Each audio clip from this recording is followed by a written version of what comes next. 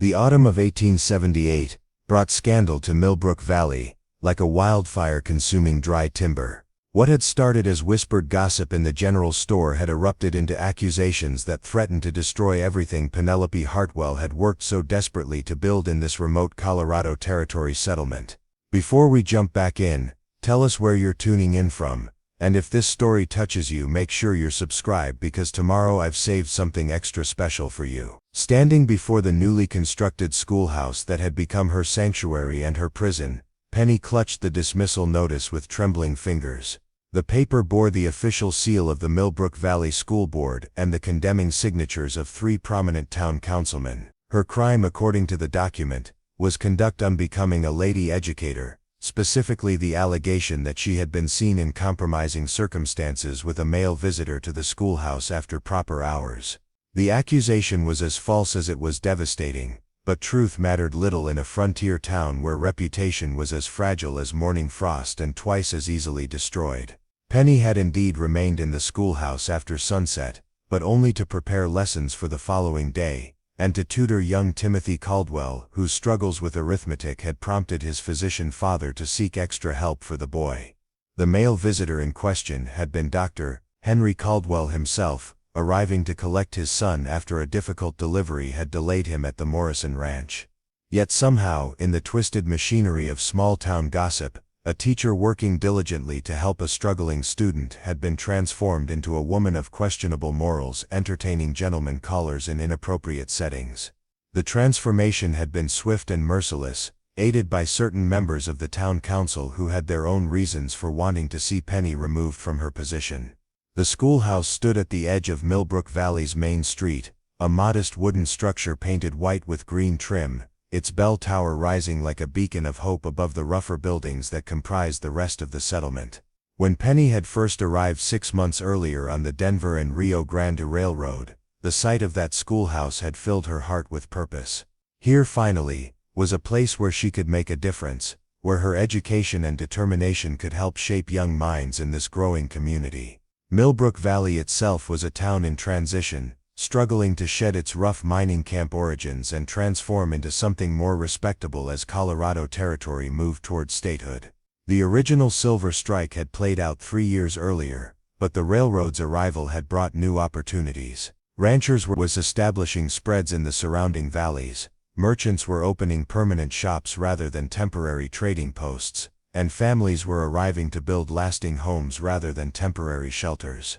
This transformation required respectability, culture, and social refinement. The territorial government had made it clear that communities seeking recognition in the coming statehood process would need to demonstrate their commitment to civilization and proper society. A good school with a qualified teacher was essential to this goal, which was why the school board had recruited Penny from Denver despite the considerable expense of her salary.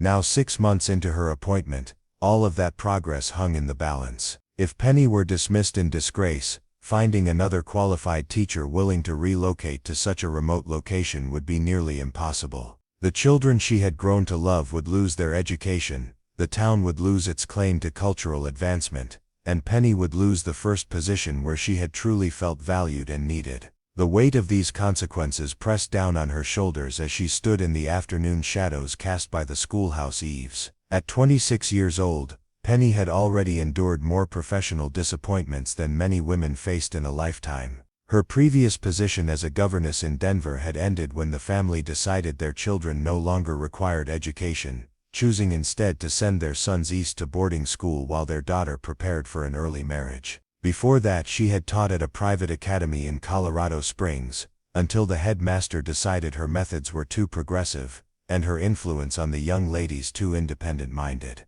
Each dismissal had been a blow not just to her livelihood, but to her sense of purpose. Teaching was more than employment to Penny, it was her calling, her contribution to building something better in this rough frontier territory. She had watched too many intelligent young women surrender their potential to early marriages and domestic drudgery, too many bright boys lose their curiosity to the immediate demands of survival and labor. Education was the key to changing that pattern, to giving the next generation choices their parents had never possessed.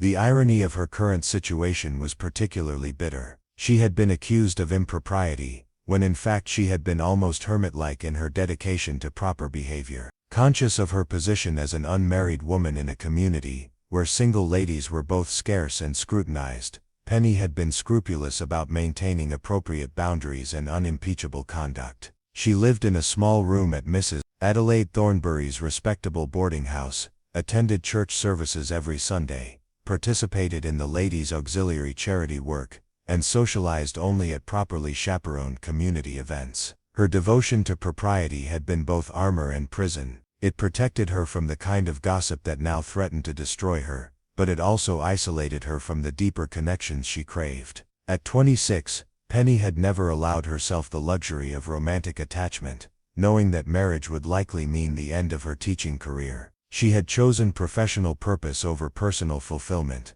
dedication to her students over the possibility of a family of her own. Now even that sacrifice seemed meaningless. The very reputation she had guarded so carefully lay in ruins, shattered by accusations that transformed her dedication into scandal and her conscientiousness into impropriety. The late afternoon sun cast long shadows across the schoolyard, as Penny read through the dismissal notice once more, searching for any hope of appeal or recourse. The document granted her 3 weeks to conclude her duties and arrange for her departure from Millbrook Valley. 3 weeks to find another position somewhere, anywhere, that would have her. 3 weeks to pack up another failed attempt at building a meaningful life. A movement in the shadows near the old opera house caught her attention, drawing her gaze away from the damning document. The opera house had been built during the town's mining boom, when silver money flowed freely and optimistic investors imagined Millbrook Valley becoming a cultural center to rival Denver or Colorado Springs. The silver had run out before the grand opening performance ever took place,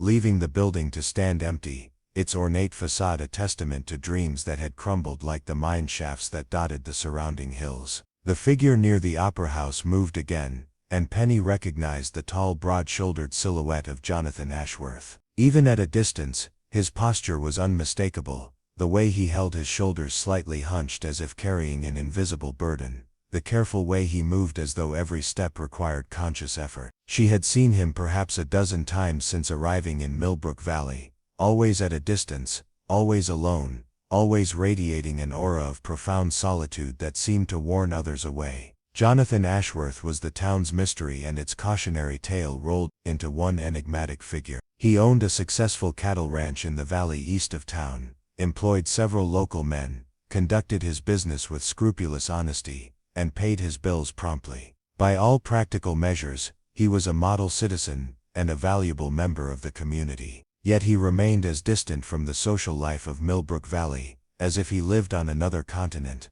rather than a mere 5 miles away. The whispered stories about Jonathan varied depending on who told them, but they all centered around the same tragic core. He had arrived in Millbrook Valley 2 years earlier, with a wagon full of household goods, the remnants of a life lived elsewhere. With him had come rumors of a wife lost to illness, a successful career abandoned in grief, and a man seeking isolation to nurse wounds too. Preparing and narrating this story took us a lot of time, so if you are enjoying it, subscribe to our channel. It means a lot to us.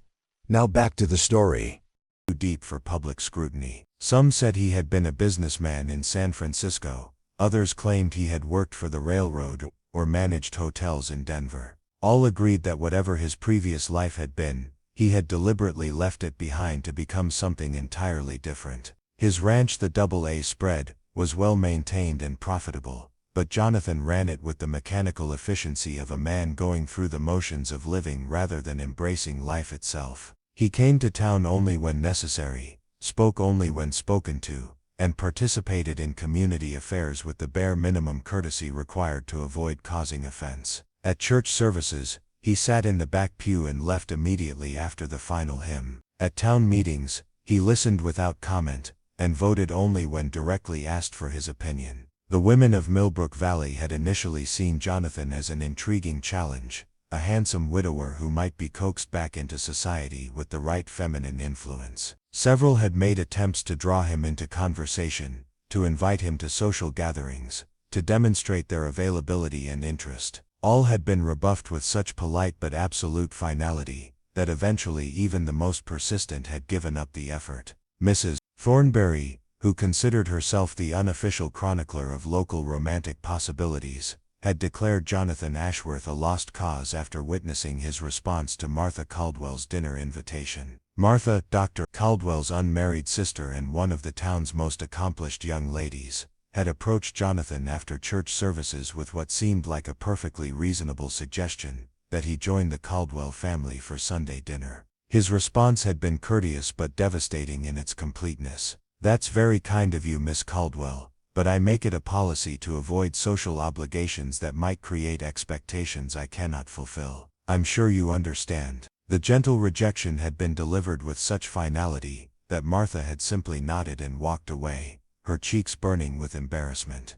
Word of the exchange had spread through the community within hours, establishing Jonathan's reputation as a man determined to remain permanently withdrawn from normal social intercourse. Penny had witnessed that particular encounter, and had been struck not by Jonathan's rudeness, which seemed to be the community's interpretation, but by the profound sadness that had flickered across his features before he had composed himself. For just a moment she had seen past the wall of reserve he maintained and glimpsed something that looked remarkably like longing, as if he deeply regretted his inability to accept the kindness being offered. That glimpse had stayed with her through the months that followed, creating a sense of kinship she had never acted upon. Like Jonathan, Penny understood the burden of maintaining careful distance from others. Like him, she had learned that sometimes isolation was safer than the risk of disappointment or judgment. The difference was that her isolation was a choice born of professional necessity, while his seemed to be a prison of grief he could not escape.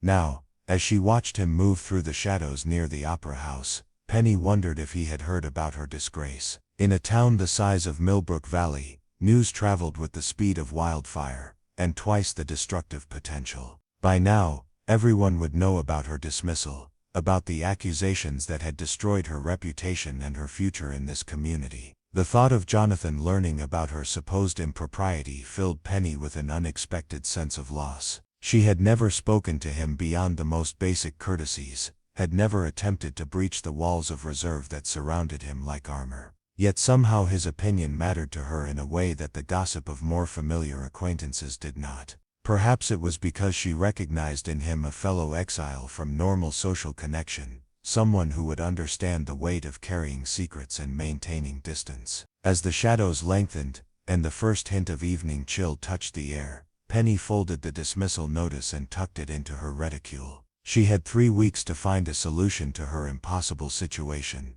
3 weeks to either clear her name or discover a new path forward. The weight of that deadline pressed against her chest like a stone, making each breath an effort of will. Walking slowly back toward Mrs. Thornberry's boarding house, Penny tried to organize her thoughts into some semblance of a plan. Her savings were modest but sufficient to support her for several months if she lived frugally. She could return to Denver and attempt to find another position, though her dismissal from Millbrook Valley would certainly follow her in the form of letters of reference that damned with faint praise or honest assessments that revealed the scandal. Alternatively, she could seek a position in another territory entirely, somewhere far enough from Colorado that news of her disgrace might not precede her. Wyoming Territory was actively recruiting teachers, as were parts of New Mexico and Arizona. The work would be harder, the communities more primitive, the isolation more complete, but perhaps isolation was exactly what she needed. The third option, the one she barely allowed herself to consider, was to fight the accusations directly, to demand a formal hearing before the school board, to present evidence of her innocence, to force the community to confront the difference between malicious gossip and actual misconduct. But such a course required allies she did not possess, and influence she had never cultivated. A single woman fighting against the united front of the town council had little chance of success and much to lose in the attempt. Mrs. Thornberry's boarding house occupied a prime corner location on Millbrook Valley's main street, its whitewashed exterior and flower boxes, presenting a facade of genteel respectability that attracted the town's more refined temporary residents. The building had originally served as a private residence for one of the mine's investors, but Mrs. Thornberry had converted it into lodgings when the silver ran out, and the investor fled back to Denver with whatever assets he could salvage. Adelaide Thornberry herself was a widow in her 50s, who had arrived in Millbrook Valley with her own collection of carefully guarded secrets. Rumor suggested she had been the proprietress of a high-class establishment in Kansas City before deciding to pursue a more respectable line of work in a community where her past would remain unknown. Whether the rumors were true or not, Mrs. Thornberry ran her boarding house with the efficiency of someone who understood both the value of discretion and the importance of maintaining proper appearances. The boarding house attracted a carefully curated clientele. Mrs. Thornberry accepted only guests who could provide references and pay their bills promptly. She maintained strict rules about proper behavior, appropriate hours, and social interaction between her male and female boarders. Most importantly, she had made it clear from the beginning that she would tolerate no behavior that might reflect poorly on her establishment or create scandal that could damage her business. Penny had been one of Mrs. Thornberry's prize boarders, a respectable single lady with steady employment and impeccable references from her previous positions. The arrangement had been mutually beneficial.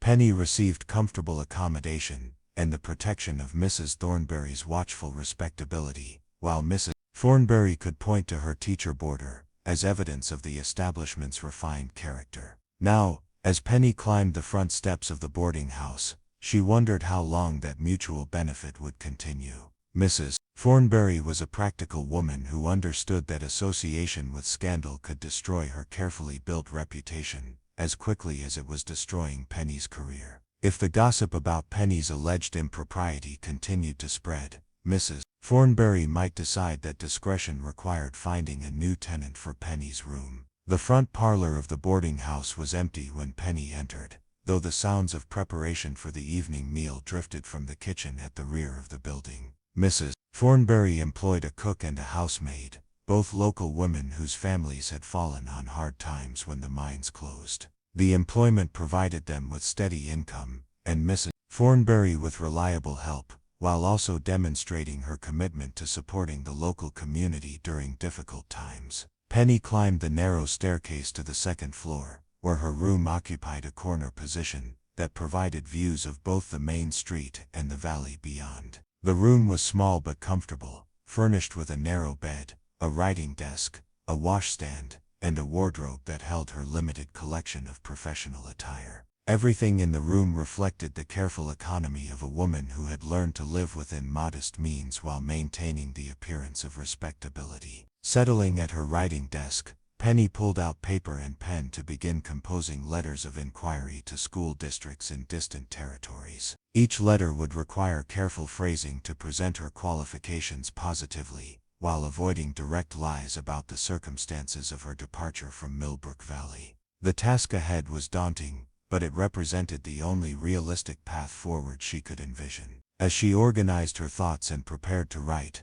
a soft knock at her door interrupted her concentration. Mrs. Thornberry's voice, carefully modulated to avoid carrying to other rooms, requested permission to enter. Penny set down her pen and opened the door to find her landlady standing in the hallway with a tea tray and an expression of carefully controlled concern. "I thought you might like some refreshment, dear," Mrs. Thornberry said, settling the tray on Penny's small table. "And perhaps we should have a conversation about recent developments." The tea was accompanied by small cakes and sandwiches, more food than Mrs. Thornberry typically provided outside of regular meal times. The gesture was kind, but Penny recognized it as the prelude to a difficult discussion. Mrs. Thornberry was not a woman given to unnecessary expenditure or casual acts of charity. The elaborate tea service was her way of softening the blow of whatever unpleasant news she had come to deliver. "I suppose you've heard about the school board's decision,"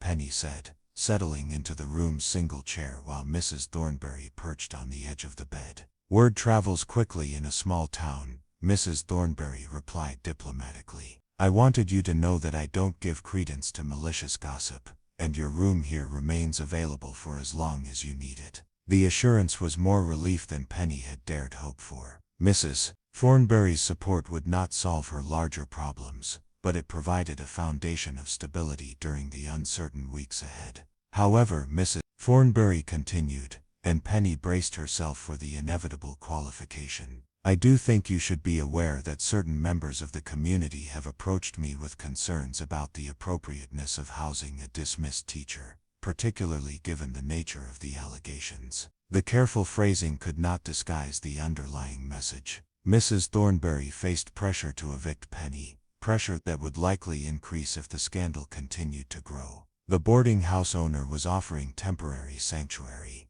but she was also warning that the sanctuary had limits. "I understand your position completely," Penny replied, "and I'm grateful for your support. I hope to resolve this situation quickly, one way or another." Mrs. Thornberry nodded approvingly. "I have faith that a woman of your character and intelligence will find a path through this difficulty. In the meantime, you should know that not everyone in Millbrook Valley has accepted these accusations at face value. There are people who recognize the difference between malicious gossip and actual misconduct." The encouragement was welcome, but Penny wondered who those supporters might be, and whether their belief in her innocence would translate into practical assistance. In her experience, moral support was freely given but rarely accompanied by the kind of concrete help that could change material circumstances. After Mrs. Thornberry departed, Penny returned to her letter writing with renewed determination. If she was going to fight for her future, she needed to begin immediately.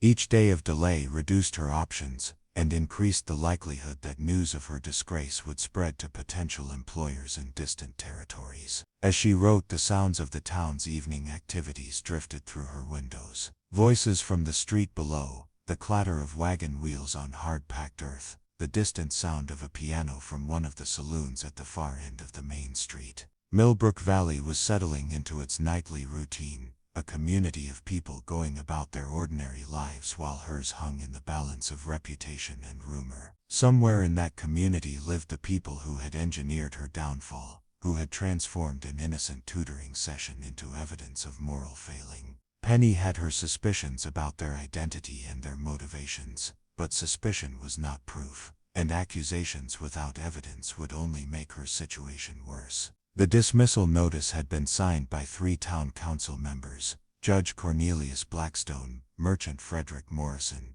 and rancher William Hayes. All 3 were established figures in the community, men whose word carried weight, and whose decisions shaped the direction of Millbrook Valley's development. They were also men who had shown varying degrees of interest in acquiring property and influence that currently lay outside their control. Judge Blackstone owned considerable land on the western edge of town, and had made no secret of his belief that the schoolhouse lot would be more profitable if developed for commercial purposes. Frederick Morrison's general store faced competition from a cooperative buying arrangement that several local families had organized to reduce their expenses, an arrangement that Penny had helped facilitate by teaching basic accounting principles to the participating families. William Hayes had been pursuing water rights that crossed the AA Ranch, rights that Jonathan Ashworth had refused to sell despite increasingly generous offers. The connections between these men's business interests and their sudden concern about Penny's moral fitness were suspicious but not provable. Even if she could demonstrate that their accusations were motivated by greed rather than genuine concern for community standards,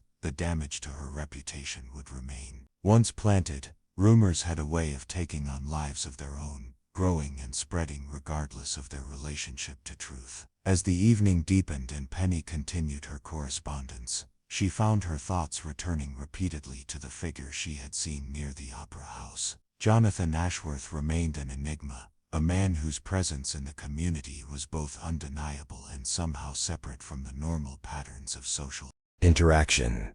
He was connected to her situation only peripherally, through William Hayes's interest in his water rights, yet something about him continued to occupy her thoughts in ways she could not entirely explain.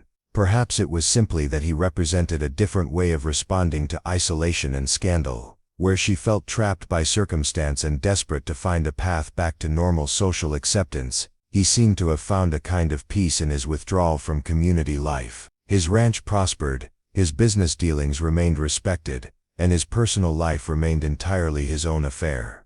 He had achieved something that Penny was only beginning to understand she might need to pursue: the ability to build a meaningful existence outside the boundaries of conventional social approval.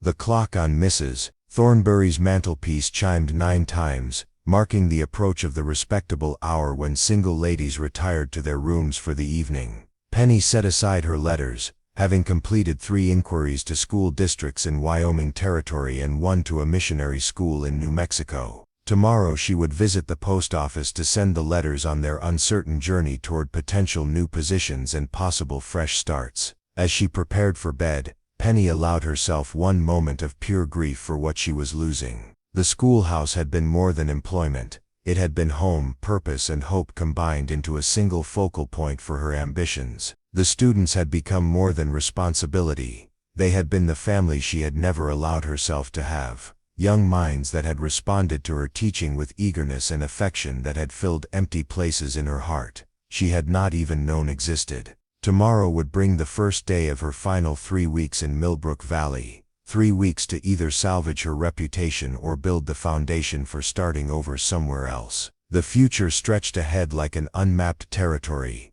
full of unknown challenges and uncertain destinations. But tonight, in the quiet of her small room, Penny allowed herself to grieve for the dream that was ending, and to gather the courage she would need for whatever journey lay ahead. Dawn arrived with the cruel clarity that morning light brings to problems that seemed manageable in darkness. Penny woke to the sound of Mrs. Thornbury's housemaid sweeping the front steps and the distant whistle of the morning train arriving from Denver with mail, supplies, and perhaps news that would make her situation even more precarious. The dismissal notice lay on her writing table where she had left it the previous evening, its official seal catching the early sunlight like an accusation. 3 weeks had become 20 days, and the weight of that diminishing time pressed against her chest as she dressed in her most conservative gray wool dress, the one that proclaimed respectability and serious purpose to anyone who might be watching. Millbrook Valley's main street was already bustling with activity when Penny emerged from the boarding house. Merchants were opening their shops, preparing for another day of commerce that would determine whether their businesses survived the town's transition from mining camp to agricultural center.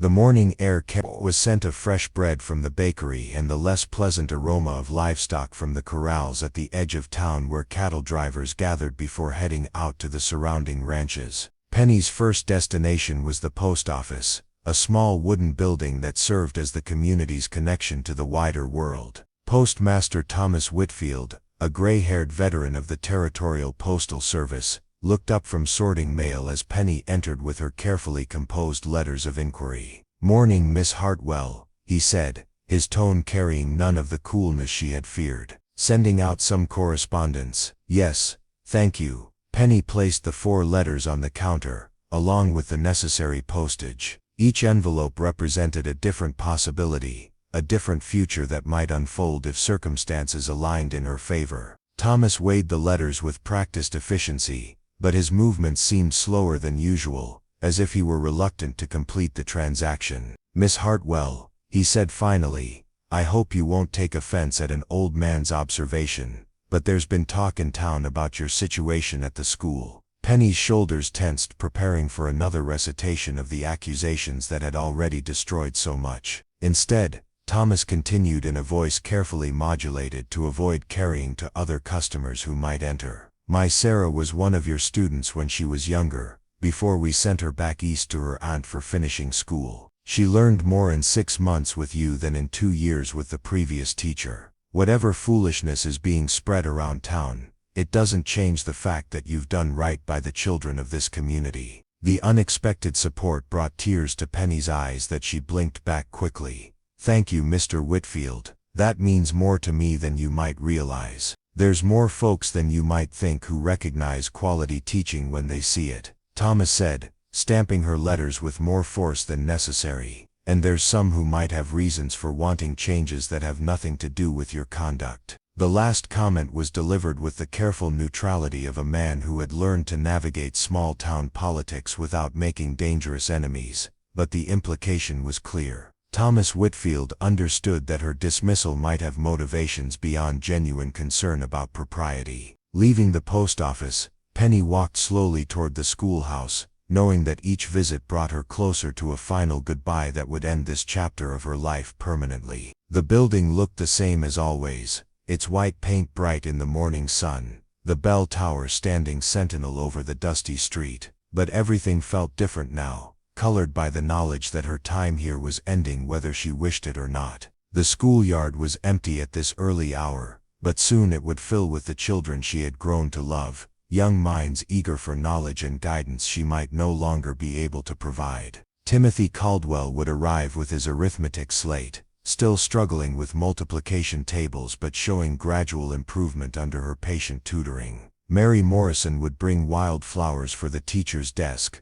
her shy smile brightening the entire room. James Hayes would challenge her with questions that demonstrated both intelligence and the kind of curiosity that could carry him far beyond the limitations of frontier life if properly nurtured. The irony that James Hayes was the nephew of William Hayes, one of the men who had signed her dismissal notice, was not lost on Penny. Politics and personal animosity meant more to the adults of Millbrook Valley than the educational needs of their own children. The realization filled her with a sadness that went beyond personal disappointment to encompass genuine grief for opportunities that would be lost when qualified teaching became unavailable. Inside the schoolhouse, Penny moved through the familiar routine of preparing for the day's lessons. She cleaned the blackboard, arranged the primers and slates, and checked the small library of books she had gradually assembled from her own savings and donations from families who understood their value. Each task felt like a ritual of farewell, a way of honoring the work she had tried to do in this space. The children began arriving as the church bell chimed 8 o'clock, their voices and laughter filling the schoolroom with the energy that had made teaching worthwhile despite all its challenges. They seemed to sense that something had changed in the adult world around them, but their understanding was limited to knowing that their teacher seemed sadder than usual. "Miss Hartwell," Mary Morrison asked during the morning arithmetic lesson, "why do some of the mothers whisper about you when they think we can't hear?" The question struck at the heart of Penny's dilemma. How could she explain adult prejudices and political machinations to children who deserved better from the community that claimed to care about their welfare? How could she prepare them for the disappointment of losing educational opportunities because grown people could not distinguish between malicious gossip and actual misconduct? "Sometimes adults disagree about things that seem important to them," Penny said carefully. "What matters most is that you continue learning and growing, regardless of what adults might say or do." The answer satisfied Mary's curiosity without burdening her with complexities she was too young to understand. But it left Penny wrestling with questions she could not answer so easily. What would happen to these children when she was gone? Would the school board find another qualified teacher willing to relocate to such a remote location? Would the community's commitment to education survive the scandal they had manufactured around her dismissal? The morning lessons proceeded normally despite the undercurrent of uncertainty that seemed to affect everyone in the schoolroom. Penny found herself memorizing details she had previously taken for granted. The way sunlight slanted through the windows during reading time, the sound of chalk on slate during arithmetic practice, the eager expressions on young faces when she introduced new concepts that expanded their understanding of the world beyond Millbrook Valley. During the lunch recess, while the children played in the schoolyard, Penny remained at her desk organizing files and records that would need to be transferred to whatever replacement teacher the school board eventually located. The work was tedious but necessary, and it provided a distraction from the larger questions about her future that had no easy answers. A soft knock at the schoolhouse door interrupted her concentration. Dr. Henry Caldwell stood on the threshold, his medical bag in one hand and his hat in the other, his expression reflecting the kind of serious purpose that usually indicated a professional emergency. "Miss Hartwell, might I have a word with you privately?" Penny's heart jumped with alarm. Had something happened to one of the children? Was there some medical crisis that required her assistance? She gestured for Dr. Caldwell to enter, then moved to close the door behind him to ensure their conversation would not be overheard by the playing children. "Doctor, is everything all right? Is someone ill?" Dr. Caldwell settled his tall frame into one of the adult-sized chairs that Penny kept for parent conferences, his weathered face reflecting the strain of a man who carried the medical welfare of an entire community on his shoulders. "Miss Hartwell, I came to speak with you about the circumstances that led to your dismissal from the school board."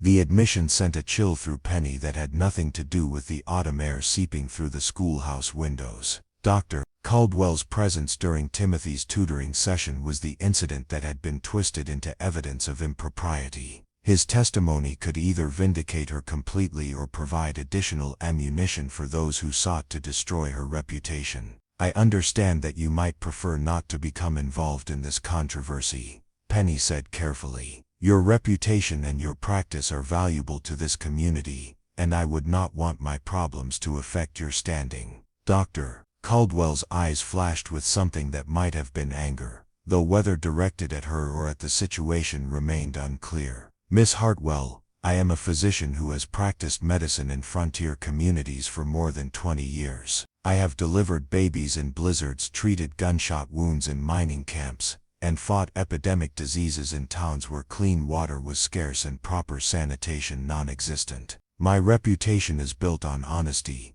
competence and service to people who need medical care regardless of their ability to pay." The passionate declaration surprised Penny with its intensity. Dr. Caldwell was known as a quiet, methodical man who approached problems with scientific precision rather than emotional outbursts. His current agitation suggested depths of feeling that she had not previously recognized. "What I am trying to say, Miss Hartwell, is that I did not build my reputation by allowing lies to go unchallenged when the truth might serve justice better. The evening in question, when I arrived at this schoolhouse to collect my son Timothy, I found you conducting an arithmetic lesson with complete propriety and admirable patience. There was nothing in your conduct, your appearance, or your interaction with my son that suggested anything other than dedicated teaching." The testimony was exactly what Penny needed to hear, but she wondered whether Dr. Caldwell's word would carry enough weight to overcome the united opposition of 3 town council members who had already committed themselves to a particular narrative. "Doctor, I cannot tell you how much I appreciate your willingness to speak honestly about that evening, but I fear that the damage to my reputation may already be beyond repair, regardless of what testimony might be offered in my defense." Dr. Caldwell leaned forward in his chair, his expression intense with the kind of focus he usually reserved for difficult medical diagnoses. "Miss Hartwell, there are aspects of this situation that you may not fully understand. The men who engineered your dismissal have motivations that extend far beyond any genuine concern about propriety or educational standards. The implication hung in the air between them like smoke from a poorly drawing fireplace, acrid and difficult to ignore." Penny had suspected that political and economic interests might be driving the campaign against her, but Dr. Caldwell's words suggested knowledge of specific schemes that went beyond mere suspicion. "What do you mean, Doctor?" "Judge Blackstone has been acquiring property throughout the town center,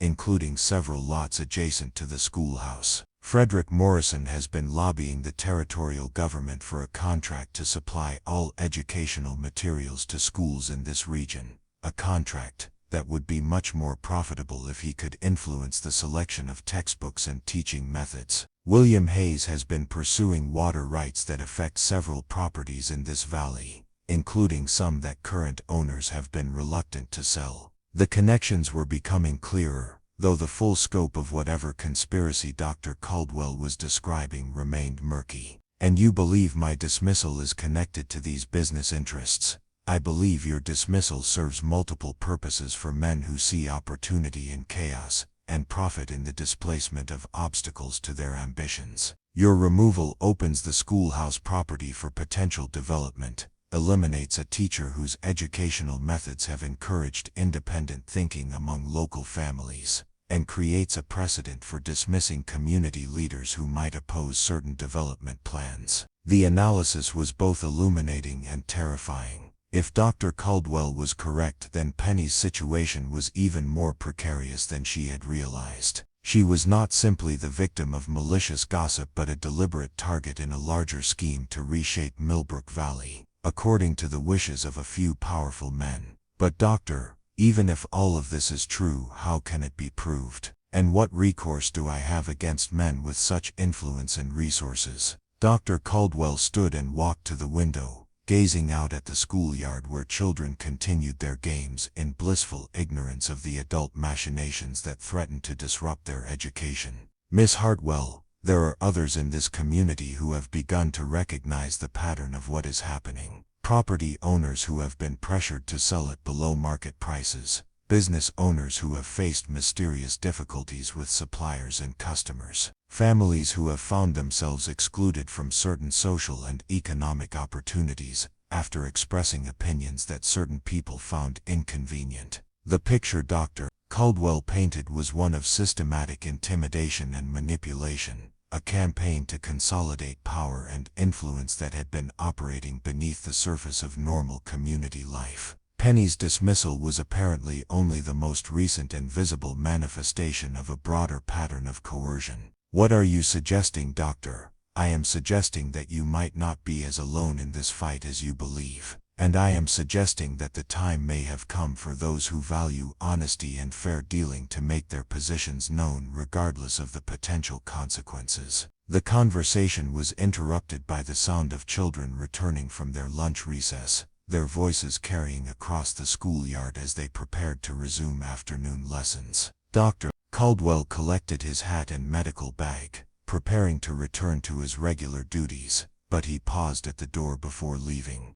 Miss Hartwell, there will be a town meeting this Friday evening to discuss several matters of community interest, including the recent changes to the school board's policies. You might find it instructive to attend, even though your formal connection to the school is ending. After Dr. Caldwell departed, Penny struggled to concentrate on afternoon lessons while processing the implications of their conversation. The afternoon dragged by with the strange sense of unreality that accompanies moments when familiar routines continue while the foundations of normal life shift beneath them. When the final student had been dismissed for the day, Penny remained at her desk trying to organize her thoughts and plan her next steps. Dr. Caldwell's revelations had transformed her understanding of her situation from personal misfortune to deliberate victimization, but they had also suggested possibilities for resistance that she had not previously considered. The sound of footsteps on the schoolhouse porch interrupted her contemplation. Through the window,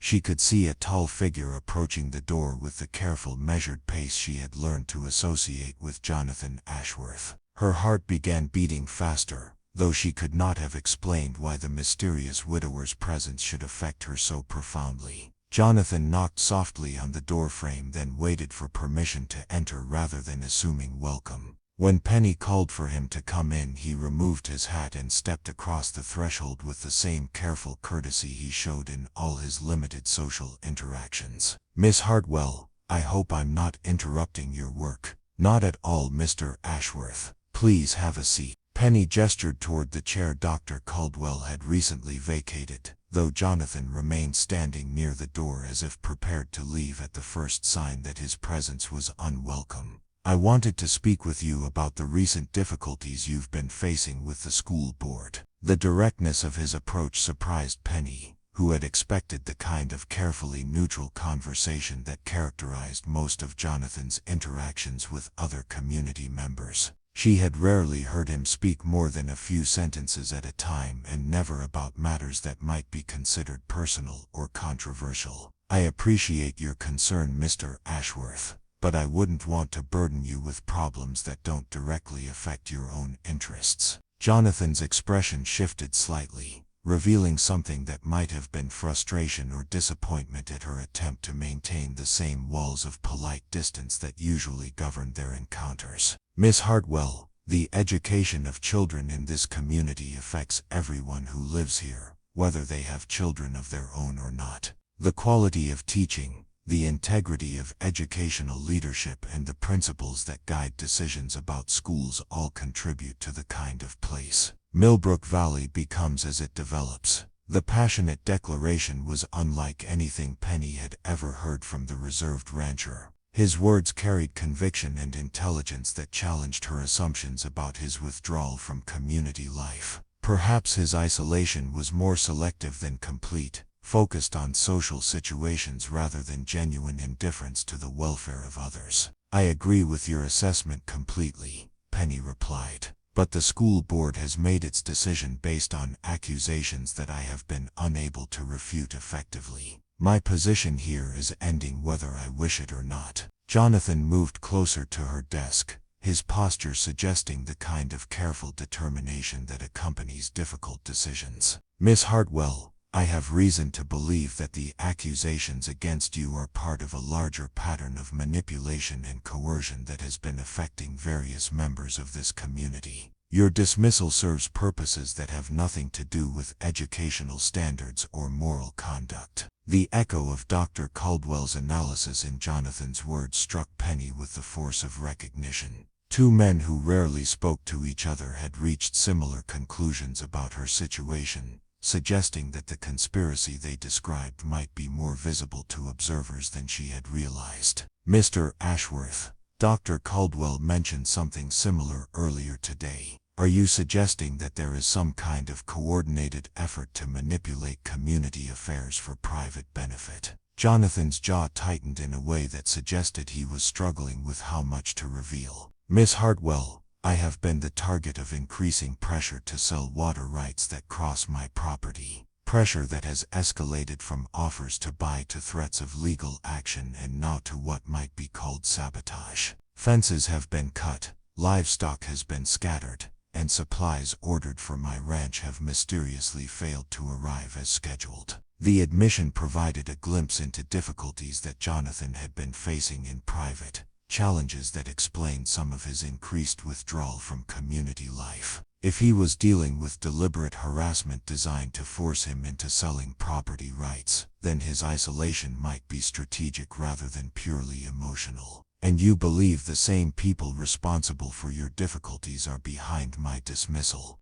I believe that William Hayes has been orchestrating a campaign to acquire control over resources and properties that he sees as obstacles to larger development plans. Water rights, prime commercial lots, and educational policies that encourage independent thinking all represent barriers to the kind of centralized control he envisions for this community. The analysis connected various puzzling incidents into a coherent pattern of organized manipulation. Penny found herself both relieved to understand that her dismissal was not based on actual misconduct and alarmed to realize that she had become an obstacle to powerful interests with significant resources at their disposal. Mr. Ashworth, if your analysis is correct, then we are both in more danger than I had previously understood. Men who will resort to sabotage and false accusations to achieve their goals are unlikely to be deterred by appeals to fairness or justice.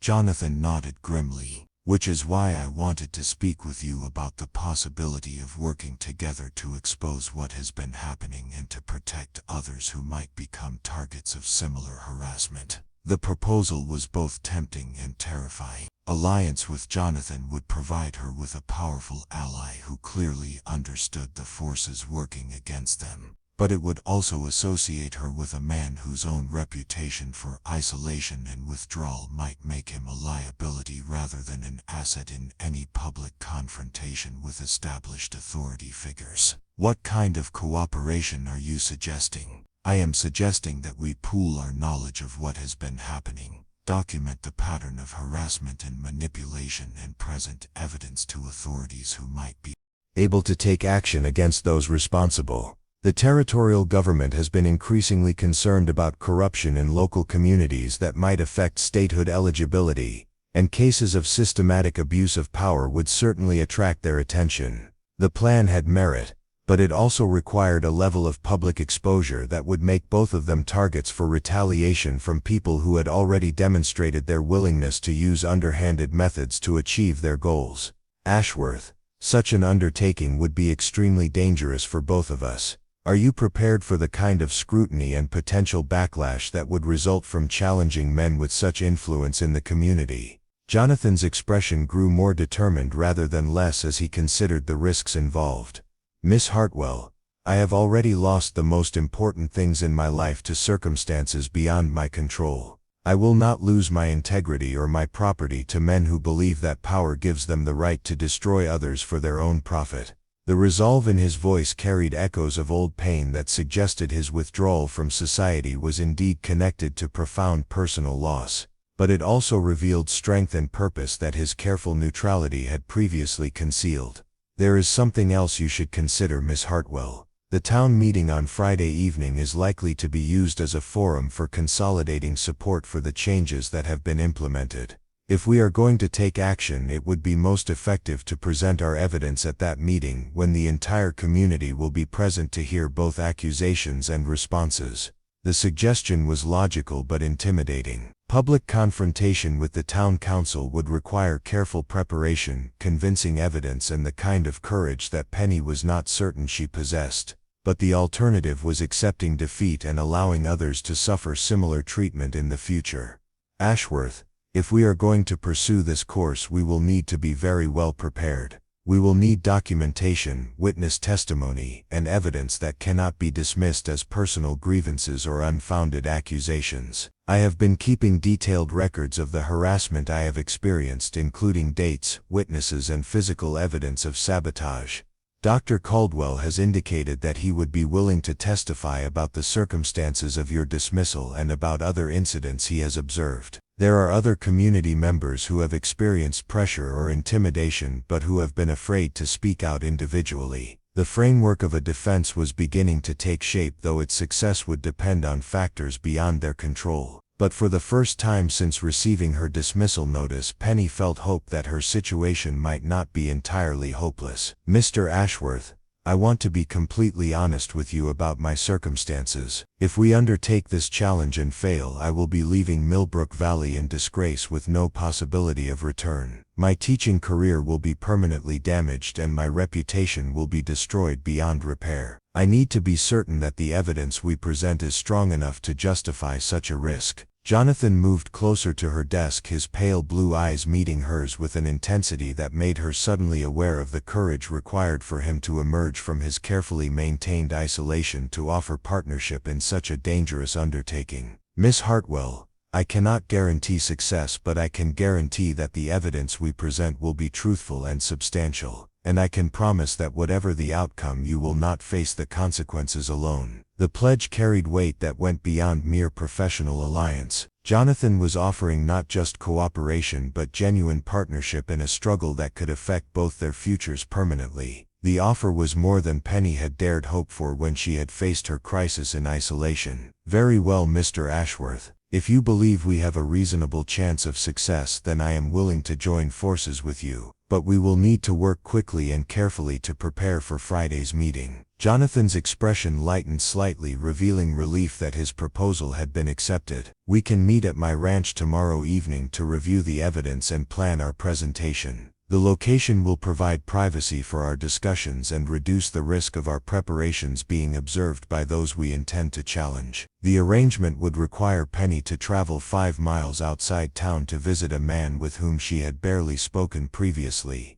A breach of propriety that could provide additional ammunition for her critics if discovered. But conventional concerns about reputation seemed less important now that she understood the true nature of the forces working against her. I will come to your ranch tomorrow after school dismisses for the day. Should I bring anything specific? Bring any documentation related to your dismissal, any correspondence with the school board, and any observations you have made about unusual incidents or pressure you may have experienced. Also bring warm clothing, as we may need to work late into the evening. After Jonathan departed, leaving behind the scent of leather and pine that seemed to cling to his clothing, Penny remained at her desk planning for the confrontation that would determine her future in Millbrook Valley. The prospect of allying herself with the mysterious widower was both exciting and terrifying, but it represented the first real hope she had felt since her world had begun crumbling around her. The late afternoon sun slanted through the schoolhouse windows, casting long shadows across the empty classroom where she had hoped to spend many more years shaping young minds and building something meaningful. Tomorrow would bring new challenges and the beginning of a partnership that might save her career or destroy it completely. But tonight, for the first time in days, Penny fell asleep with something approaching optimism about the possibilities that lay ahead.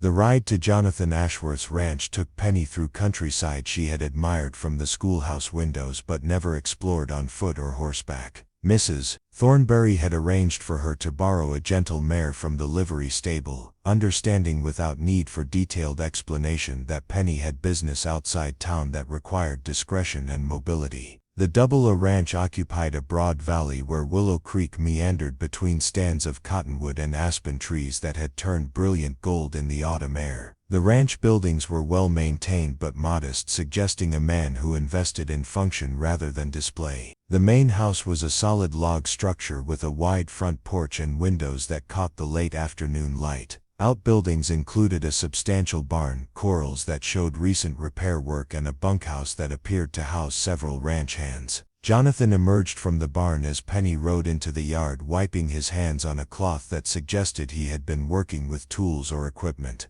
He wore work clothes rather than the more formal attire she had seen him in during his rare appearances in town, and the change made him seem more approachable while also revealing the physical strength required for ranch work. "Miss Hartwell, welcome to the AA. I hope the ride wasn't too difficult." "Not at all. It's beautiful country and the mare Mrs. Thornberry arranged is very well behaved." Penny dismounted with Jonathan's assistance, conscious of the impropriety of visiting an unmarried man at his private residence but determined not to let convention interfere with the alliance they had begun. Jonathan led the mare to a water trough, then gestured toward the house. "We can work in the main room where there's space to spread out documents and maps. My housekeeper, Mrs. Garcia, has prepared coffee and supper for us. She's completely trustworthy and understands the importance of discretion." The interior of Jonathan's house surprised Penny with its combination of masculine practicality and unexpected refinements. The furniture was well made but not elaborate, the kind that would last for decades with proper care. Books lined shelves along one wall, suggesting interests that extended well beyond cattle ranching. Most surprising were the framed photographs on the mantelpiece, images that clearly showed Jonathan in different circumstances and apparently different times. "I see you've noticed the photographs," Jonathan said, following her gaze. "Remnants of a previous life that I've never quite been able to put away completely." One photograph showed Jonathan in formal evening wear standing beside a woman in an elaborate gown, both of them posed in what appeared to be an elegant ballroom. Another captured him in the same formal attire but alone, his posture suggesting he was in the midst of demonstrating dance steps to an unseen audience.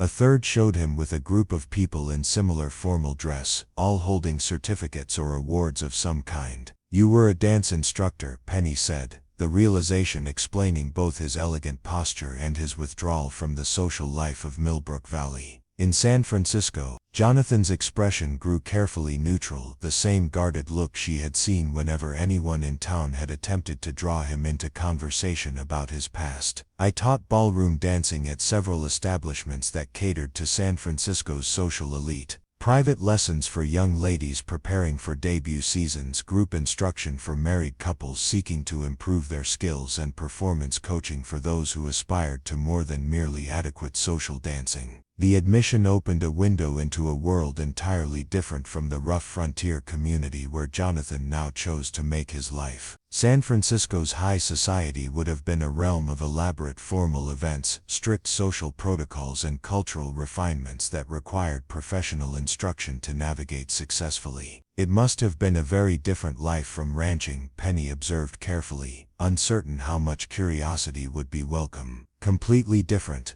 But circumstances change and adaptation becomes necessary." Jonathan moved to a large table near the windows where papers and maps were already spread out in organized arrangements. "Shall we review the evidence we have gathered?" The shift in subject was clearly intentional, closing off further discussion of his past while directing attention to their current crisis. Penny accepted the boundary while filing away the information about his dancing background for later consideration. The revelation explained his unusual grace of movement and his instinctive understanding of social protocols, but it also raised questions about what had prompted such a dramatic change in his circumstances. Mrs. Garcia appeared with a tray of coffee and sandwiches, her weathered face reflecting the kind of practical competence that made frontier life possible for those willing to work hard and adapt to changing circumstances. She exchanged a few words with Jonathan in Spanish before nodding politely to Penny and retiring to give them privacy for their work. "Mrs. Garcia has been with me since I arrived in Millbrook Valley," Jonathan explained.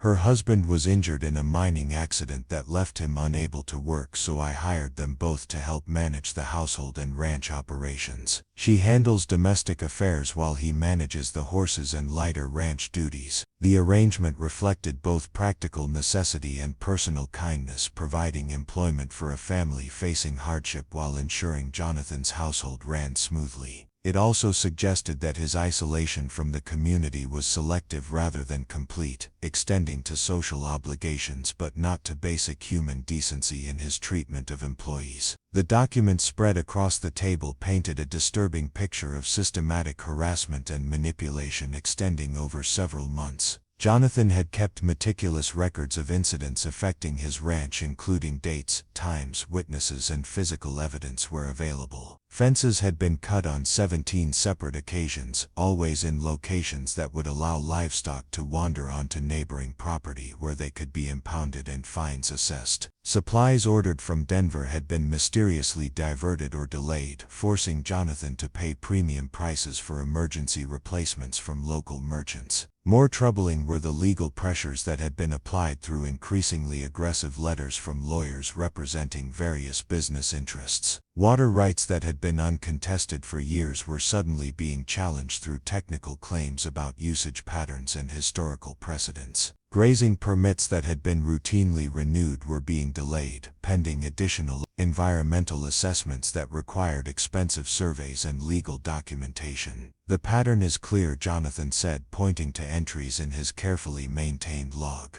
"Each incident creates expense, inconvenience, and legal vulnerability that could be eliminated by selling the water rights William Hayes has been pursuing. The harassment escalates after each refusal to negotiate, then subsides temporarily before beginning again with new tactics." Penny studied the chronology while sipping coffee that was stronger and more flavorful than anything served in town. The systematic nature of the pressure campaign was both impressive and frightening in its coordination and persistence. Someone with considerable resources and influence was orchestrating a campaign designed to wear down Jonathan's resistance through attrition rather than direct confrontation. "Have you been able to identify who is actually responsible for the physical sabotage?" she asked. "Cutting fences and diverting supplies requires people willing to take risks for payment. Some of it, 2 of my ranch hands have recognized men seen near the property before incidents occurred. Both work for other ranchers in the area, ranchers who have had business dealings with William Hayes and Judge Blackstone. But proving direct connection between the harassment and the people benefiting from it would require testimony from participants who have little incentive to cooperate."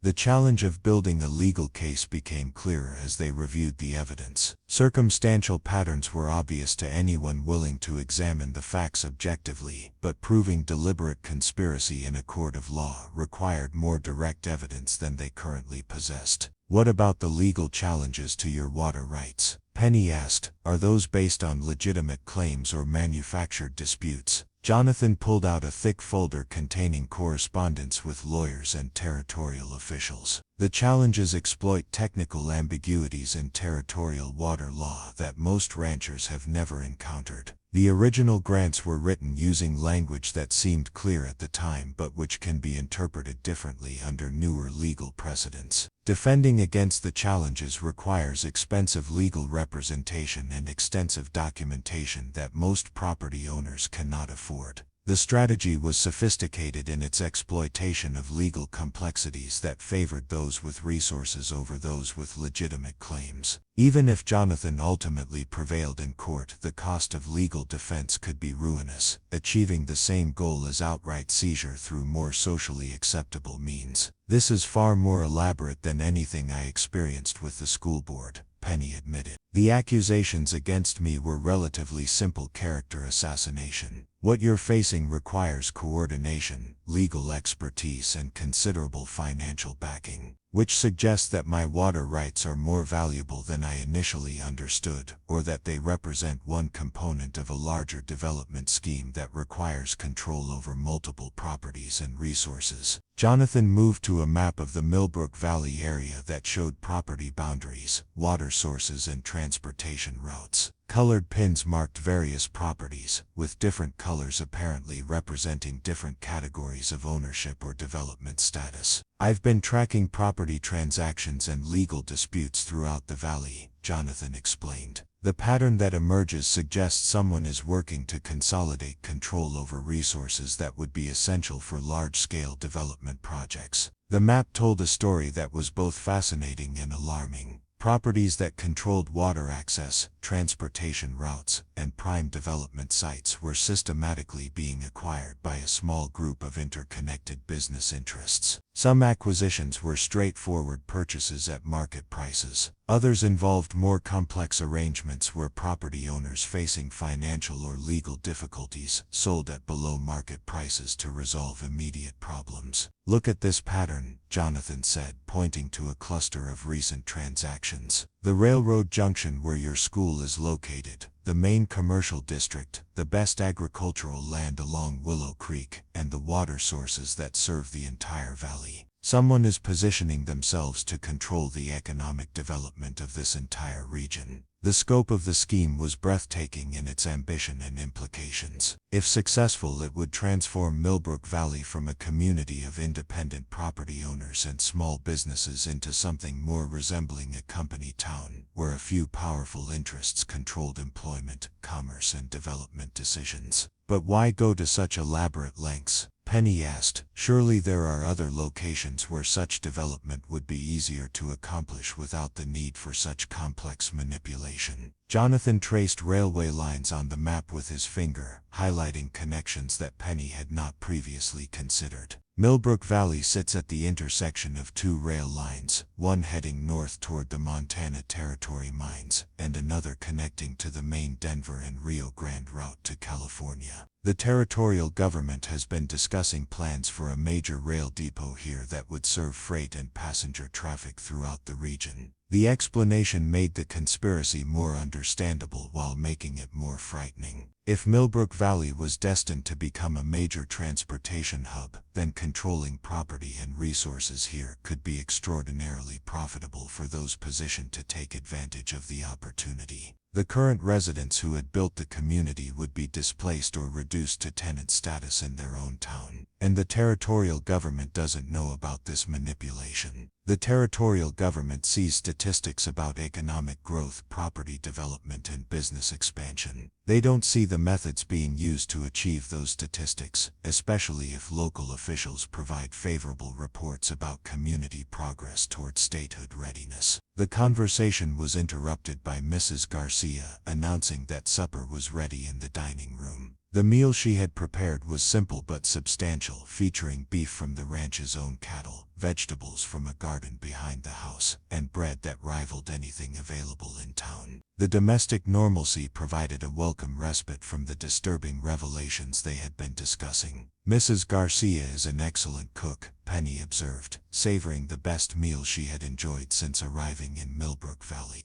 You're fortunate to have found such capable help. Mutual necessity makes for strong partnerships, Jonathan replied. The Garcias needed employment and housing. I needed competent assistance with household management and ranch operations. The arrangement serves everyone's interests while providing stability in an uncertain world. The comment reflected a pragmatic approach to relationships that Penny found both admirable and somewhat sad. Jonathan had reduced human connections to practical arrangements that served specific functions while avoiding the emotional risks that came with deeper attachments. It was an understandable response to loss and betrayal, but it also seemed like a lonely way to live. After supper, they returned to the document review, focusing on connections between the various incidents that might provide evidence of coordination. Jonathan had been methodical in his record-keeping, but patterns that seemed obvious in hindsight had been less clear when individual incidents were occurring weeks or months apart. The timing of escalation corresponds to specific events, Jonathan noted, pointing to dates circled in red on his timeline. Each refusal to negotiate water rights sales was followed within days by increased harassment. Each time I hired legal representation, new challenges appeared that required additional expensive responses. The correlation was striking and suggestive of surveillance or inside information that allowed the harassment to be precisely timed for maximum impact. Someone was monitoring Jonathan's responses to pressure and adjusting tactics accordingly, indicating a level of organization that went well beyond random troublemaking. "What about your legal representation?" Penny asked. "Could information about your defense strategies be reaching the people orchestrating the harassment?" Jonathan's expression darkened with an anger she had not seen from him previously. "I retained Harold Morrison, Frederick Morrison's brother, to handle the initial water rights challenges. He seemed competent and familiar with territorial law, but his defense strategies consistently failed to anticipate the arguments presented by opposing counsel. The potential conflict of interest was obvious once stated, though it would have been less apparent when Jonathan first needed legal assistance.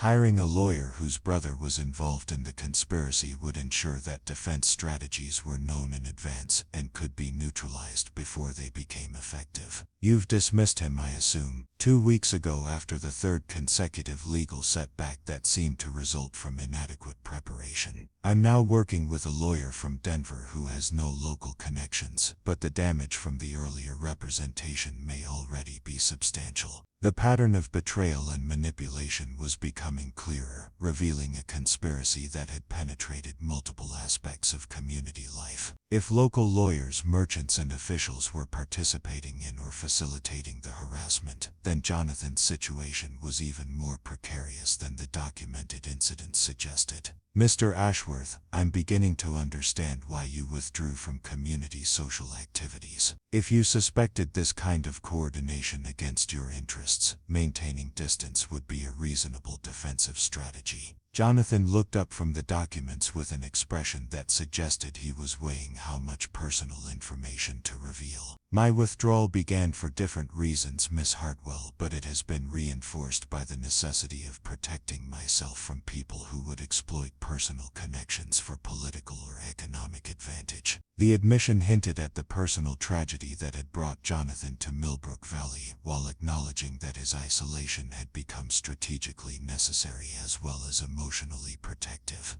The combination of grief and practical caution had created barriers that would be difficult to breach even under normal circumstances. "What were those different reasons, if you don't mind my asking?" Jonathan was quiet for several moments, his attention apparently focused on organizing papers that were already When he finally spoke, his voice carried the careful control of someone discussing painful memories that had been examined.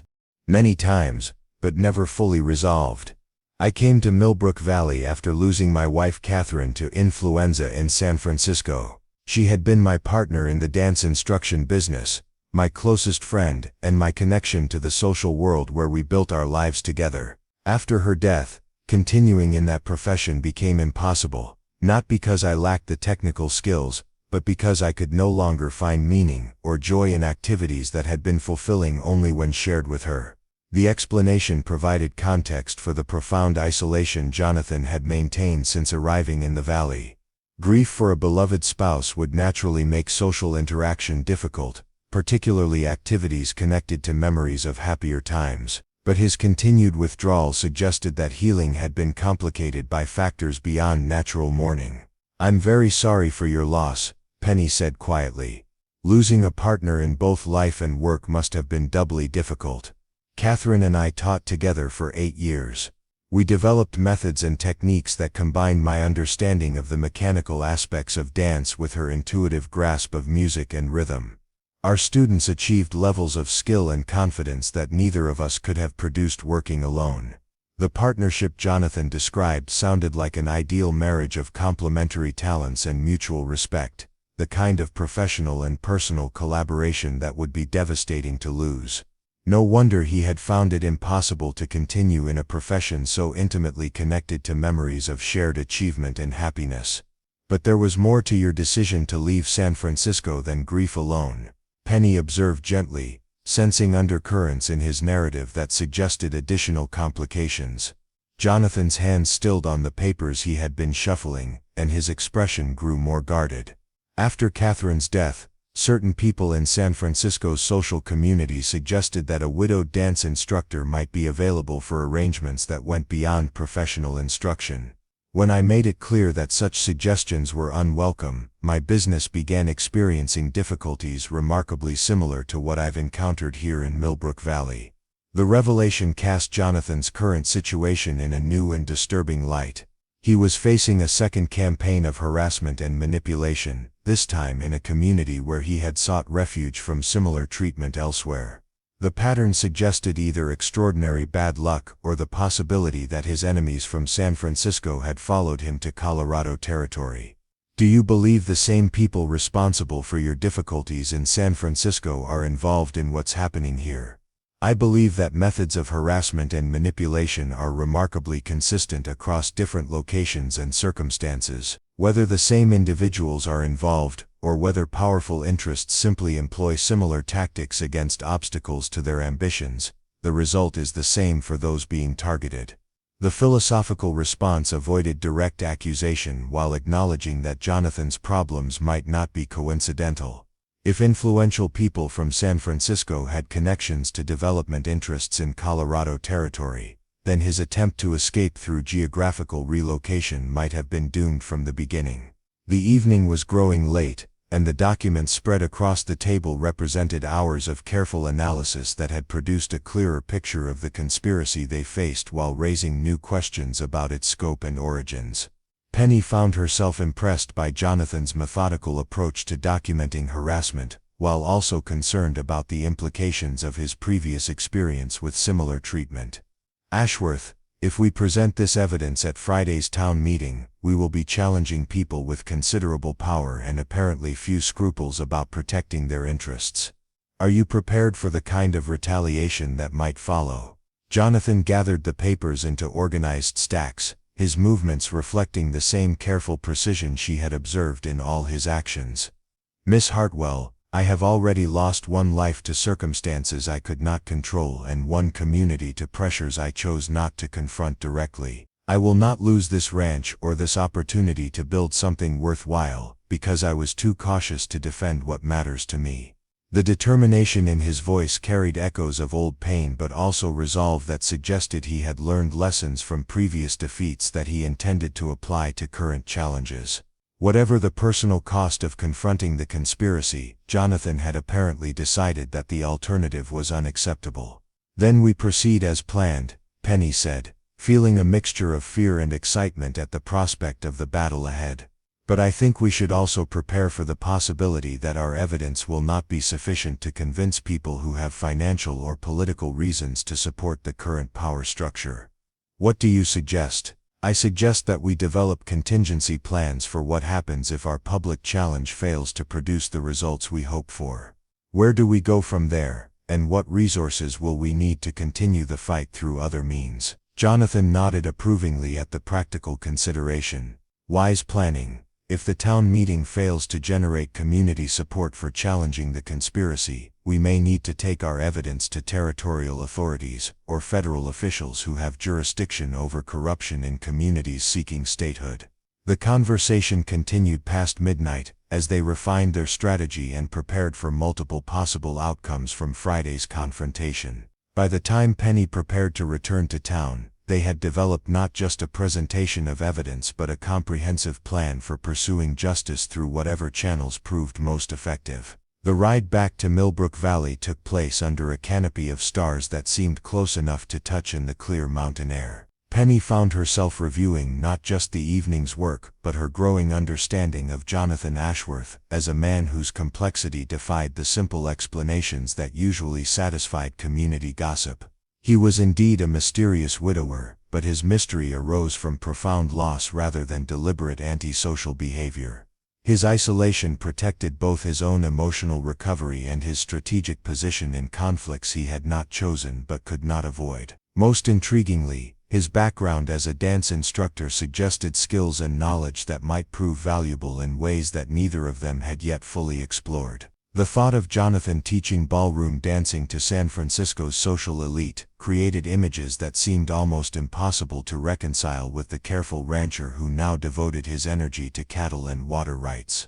But the photographs in his house provided evidence that both versions of the man were authentic, separated by tragedy and circumstance, but connected by underlying qualities of precision, dedication, and quiet strength. As Millbrook Valley's lights came into view, Penny realized that her alliance with Jonathan had already changed her understanding of her own situation and possibilities. Together they might be able to challenge forces that would have been overwhelming for either of them individually. The partnership offered hope for justice while also providing the kind of mutual support that both of them had been missing in their respective isolation. Tomorrow would bring new challenges as they prepared for Friday's confrontation, but tonight had established a foundation of trust and shared purpose that felt more solid than anything Penny had experienced since her arrival in Colorado territory. Whatever the outcome of their public challenge to the conspiracy, she was no longer facing her battles alone. Friday evening arrived with an unseasonable warmth that drew nearly every adult resident of Millbrook Valley to the town hall for what promised to be one of the most contentious community meetings in recent memory.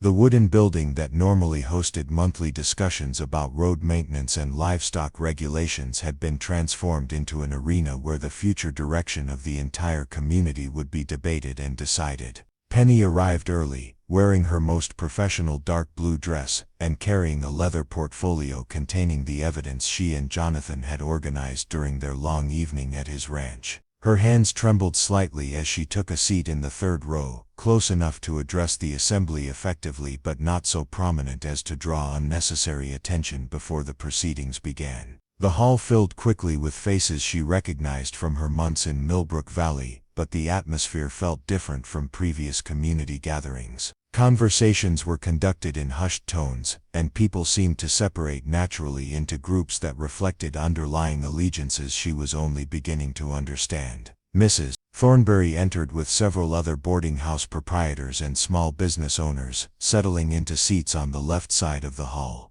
Caldwell arrived with his sister Martha and chose a position near the front where his medical authority would lend weight to whatever positions he chose to support. Judge Cornelius Blackstone, Frederick Morrison, and William Hayes occupied the raised platform at the front of the hall, their positioning suggesting they intended to control both the agenda and the outcome of the evening's discussions. All three wore expressions of confident authority that indicated they expected no significant challenges to whatever proposals they planned to present. Jonathan entered just as the church bell chimed 7 o'clock, his tall frame immediately drawing attention from throughout the assembly. He had dressed with unusual formality, wearing a dark suit that reminded Penny of the photographs she had seen at his ranch. His posture conveyed quiet confidence rather than the defensive wariness she had observed during his previous public appearances. Their eyes met across the crowded hall, and Jonathan nodded almost imperceptibly before taking a seat near the rear of the building. The distance between them was strategic, preventing their opponents from characterizing their challenge as a coordinated attack by conspirators, rather than separate concerns raised by independent community members. Judge Blackstone called the meeting to order with the ceremonial gavel that symbolized his authority over legal proceedings throughout the valley. His opening remarks emphasized the community's progress toward territorial recognition and eventual statehood, highlighting economic development and population growth as evidence of successful leadership. Fellow citizens, Judge Blackstone intoned in the resonant voice that had served him well in courtroom proceedings, we gather tonight to discuss several important matters that will shape Millbrook Valley's future as we transition from frontier settlement to established community. Our decisions this evening will affect not only our immediate circumstances but also our children's inheritance and our region's contribution to Colorado's statehood aspirations. The rhetoric was carefully crafted to frame whatever proposals followed as patriotic duties rather than controversial policies, but Penny detected underlying nervousness in the judge's manner that suggested he was not entirely confident about the reception his agenda would receive. Frederick Morrison rose to present the first item of business, a comprehensive development plan that would modernize Millbrook Valley's infrastructure and attract additional investment from Denver and Eastern financial interests. His presentation included detailed maps showing proposed railroad depot expansion, new commercial districts, and residential developments that would accommodate the population growth anticipated from increased economic activity. The territorial government has indicated that communities demonstrating significant development progress will receive priority consideration for various forms of assistance and recognition, Morrison explained, gesturing toward charts that showed impressive statistics about property values and business expansion. Our proposal will position Millbrook Valley to take advantage of these opportunities while ensuring that current residents benefit from the prosperity that improved infrastructure will bring. The development plan was impressive in its scope and apparent thoroughness, but Penny noticed that it conspicuously failed to address how current property owners would be affected by the proposed changes. The maps showed new construction and expanded facilities without indicating whether existing buildings would be preserved, modified, or demolished to make way for progress. William Hayes presented the third component of their agenda, a water management system that would ensure adequate supplies for the expanded population and increased commercial activity that the development plan anticipated. His proposal involved consolidating water rights under unified management that could allocate resources efficiently while preventing disputes between competing users. Individual property owners currently control water access in ways that made sense when our community was smaller and less complex. Hayes explained with the authority of someone accustomed to being the final word on resource allocation decisions. But modern development requires coordinated planning that considers the needs of the entire community rather than the preferences of individual ranchers or farmers. The water management proposal sounded reasonable when presented as community planning, but Penny understood from her conversations with Jonathan that it would effectively transfer control of essential resources from current owners to a centralized authority that would be dominated by the three men currently presenting their vision for Millbrook Valley's future. As the presentations concluded, Judge Blackstone opened the floor for community discussion, clearly expecting the kind of polite questions and supportive comments that had characterized previous meetings. Instead, Dr. Caldwell rose from his front row seat with the deliberate movements of a man preparing to challenge everything that had been presented. Gentlemen, your proposals are certainly ambitious, but they raise several questions about process and priorities that I believe deserve careful consideration before we commit our community to such extensive changes. The respectful tone of Dr. Caldwell's opening created no immediate alarm among the three presenters, who nodded encouragingly, as if welcoming thoughtful dialogue about implementation details. Their expressions changed rapidly as the physician's questions became more pointed and specific. Judge Blackstone, your development plan shows significant changes to property usage throughout the community, but it doesn't address how current property owners will be compensated for land that must be acquired for these projects.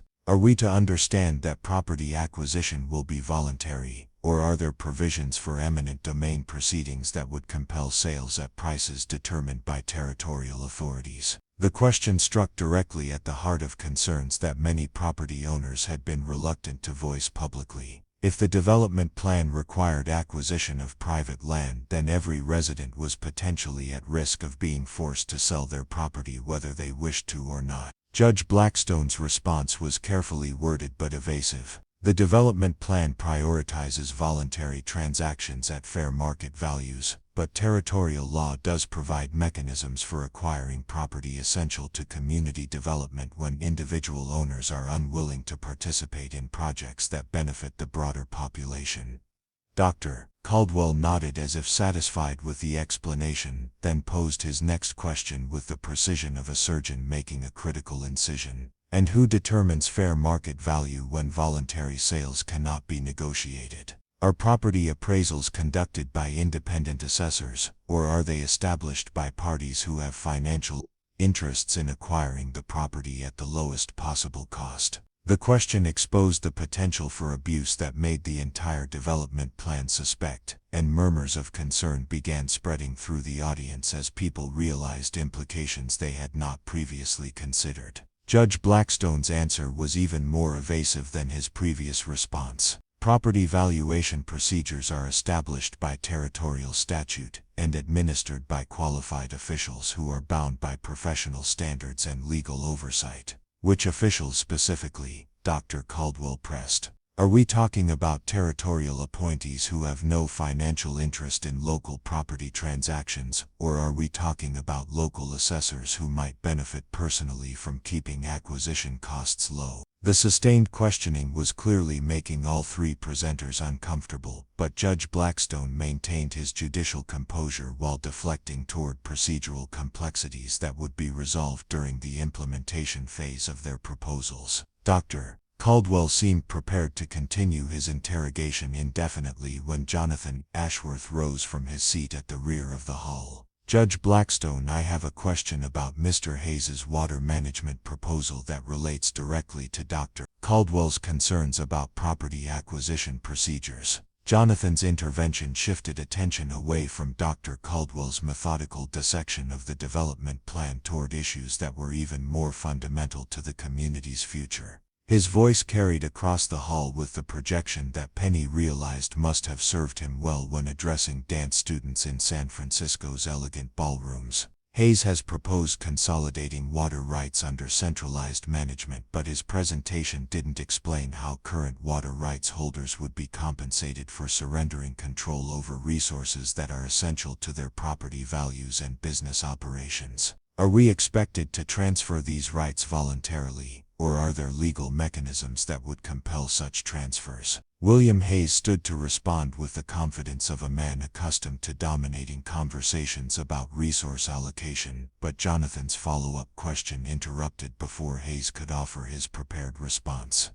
More specifically, Mr. Hayes, can you explain why property owners throughout this valley have been experiencing systematic harassment and legal challenges to their water rights over the past several months? Harassment that seems designed to pressure them into selling these rights at below-market prices to avoid expensive legal battles they cannot afford to fight. The accusation landed in the assembly hall like a thunderbolt, creating a silence so complete that the sound of the evening wind through the building's eaves seemed unnaturally loud. Hayes's confident expression cracked, revealing anger and alarm that confirmed Jonathan's allegations more effectively than any verbal response could have done. Mr. Ashworth, I don't know what you're implying, but I resent any suggestion that legitimate business negotiations constitute harassment or illegal pressure tactics. Jonathan moved down the aisle toward the front of the hall, his measured pace allowing time for his words to have maximum impact on the increasingly attentive audience.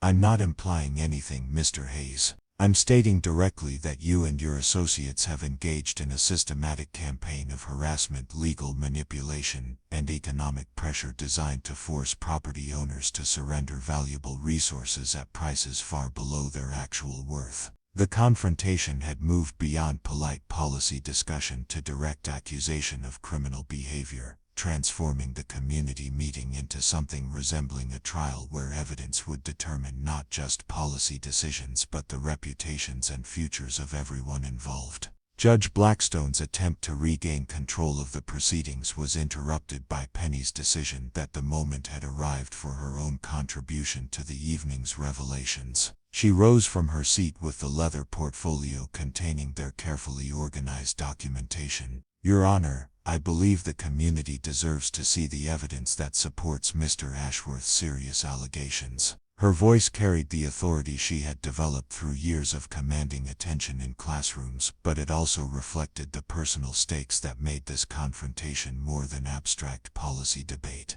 This was her chance to vindicate herself while exposing the conspiracy that had destroyed her teaching career. As many of you know, I was recently dismissed from my position at the community school based on accusations of improper conduct. What you may not know is that these accusations were false and were manufactured by the same people who have been harassing Mr. Ashworth and other property owners throughout this valley. Penny opened her portfolio and withdrew the documentation that she and Jonathan had organized, holding the papers high enough for the entire assembly to see the extent of their research. Dr. Caldwell was present during the tutoring session that was cited as evidence of my alleged impropriety, and he can testify that my conduct was entirely appropriate and focused solely on helping his son Timothy with arithmetic problems. The accusations against me were fabricated to create a pretext for my dismissal, which serves the development plans you've heard presented tonight.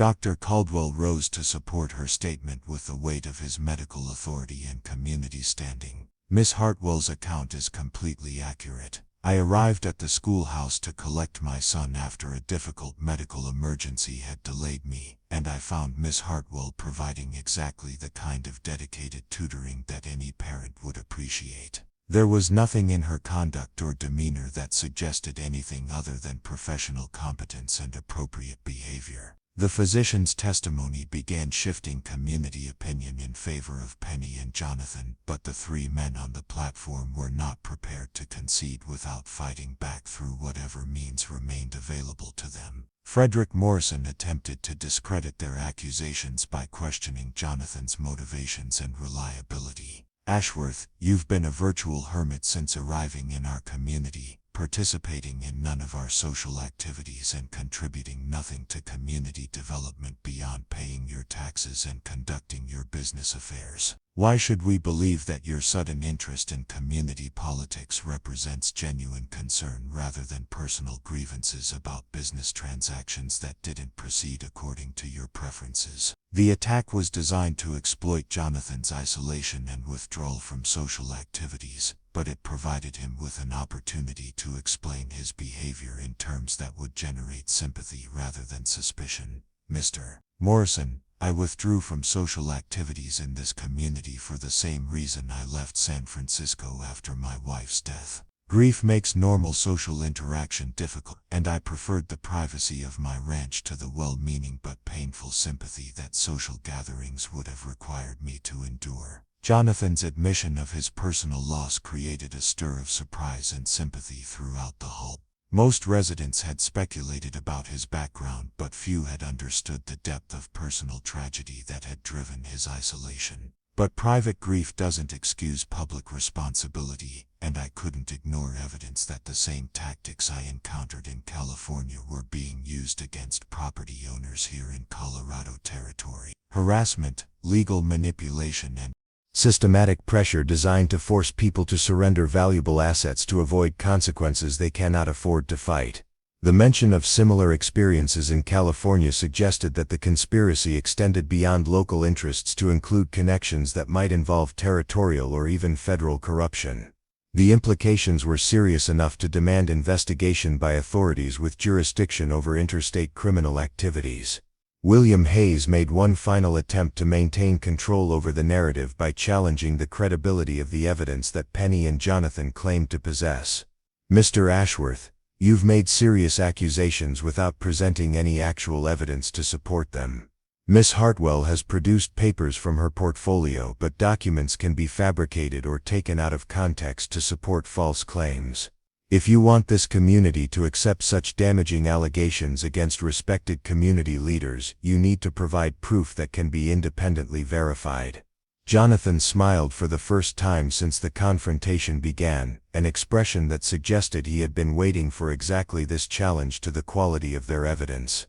Hayes, I'm prepared to provide documentation that includes dates, times, witnesses, and physical evidence of the harassment I've described.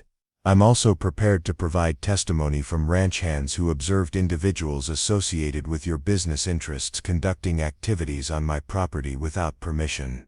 Most importantly, I'm prepared to provide copies of correspondence between your legal representatives and the lawyers you arranged for me to hire, correspondence that demonstrates coordination between parties who should have been operating independently. The revelation that Hayes had been involved in selecting Jonathan's legal representation, thereby ensuring that defense strategies would be known in advance and neutralized before becoming effective, created another wave of shocked silence throughout the assembly. But before we proceed with detailed presentation of evidence, Jonathan continued, I believe the community should understand the full scope of what has been planned for Millbrook Valley without their knowledge or consent. Jonathan moved to the large map that Morrison had used during his development presentation, pointing to specific properties and explaining how the harassment and legal pressure had been targeting owners whose cooperation was essential for implementing the development plan. Every property owner who has experienced harassment, legal challenges, or pressure to sell holds resources or land that appears on this development map. Water rights, transportation corridors, prime commercial sites, and residential areas suitable for expansion. The harassment stops immediately after property is sold to interests associated with the development plan, but it escalates whenever owners refuse to negotiate. The systematic nature of the conspiracy became undeniable as Jonathan traced connections between the harassment incidents and the properties shown on Morrison's own map. The development plan wasn't simply ambitious community improvement but a coordinated scheme to transfer ownership of valuable resources from current residents to outside interests. Mrs. Thornberry rose from her seat to address the assembly with the moral authority of someone who had earned respect through years of honest business dealings and community service. "Gentlemen, I've listened to your development proposals and the accusations that have been raised against them. As a business owner who depends on community trust and reputation, I'm deeply concerned about what I've heard tonight."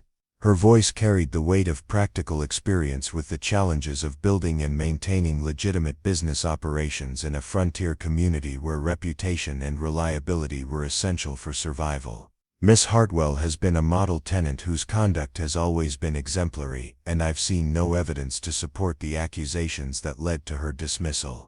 Mr. Ashworth has been a reliable customer whose business dealings have always been honest and straightforward. On the other hand, I have experienced some of the mysterious supply problems and unusual legal challenges that Mr. Ashworth described, problems that seemed to resolve themselves after I agreed to certain business arrangements with local merchants." Mrs. Thornberry's testimony provided corroboration for the conspiracy allegations while also demonstrating that the pressure tactics had been successful in at least some cases where property owners lacked the resources to resist effectively. The evening's revelations had shifted community opinion decisively against the development plan and its sponsors, but the confrontation was far from over.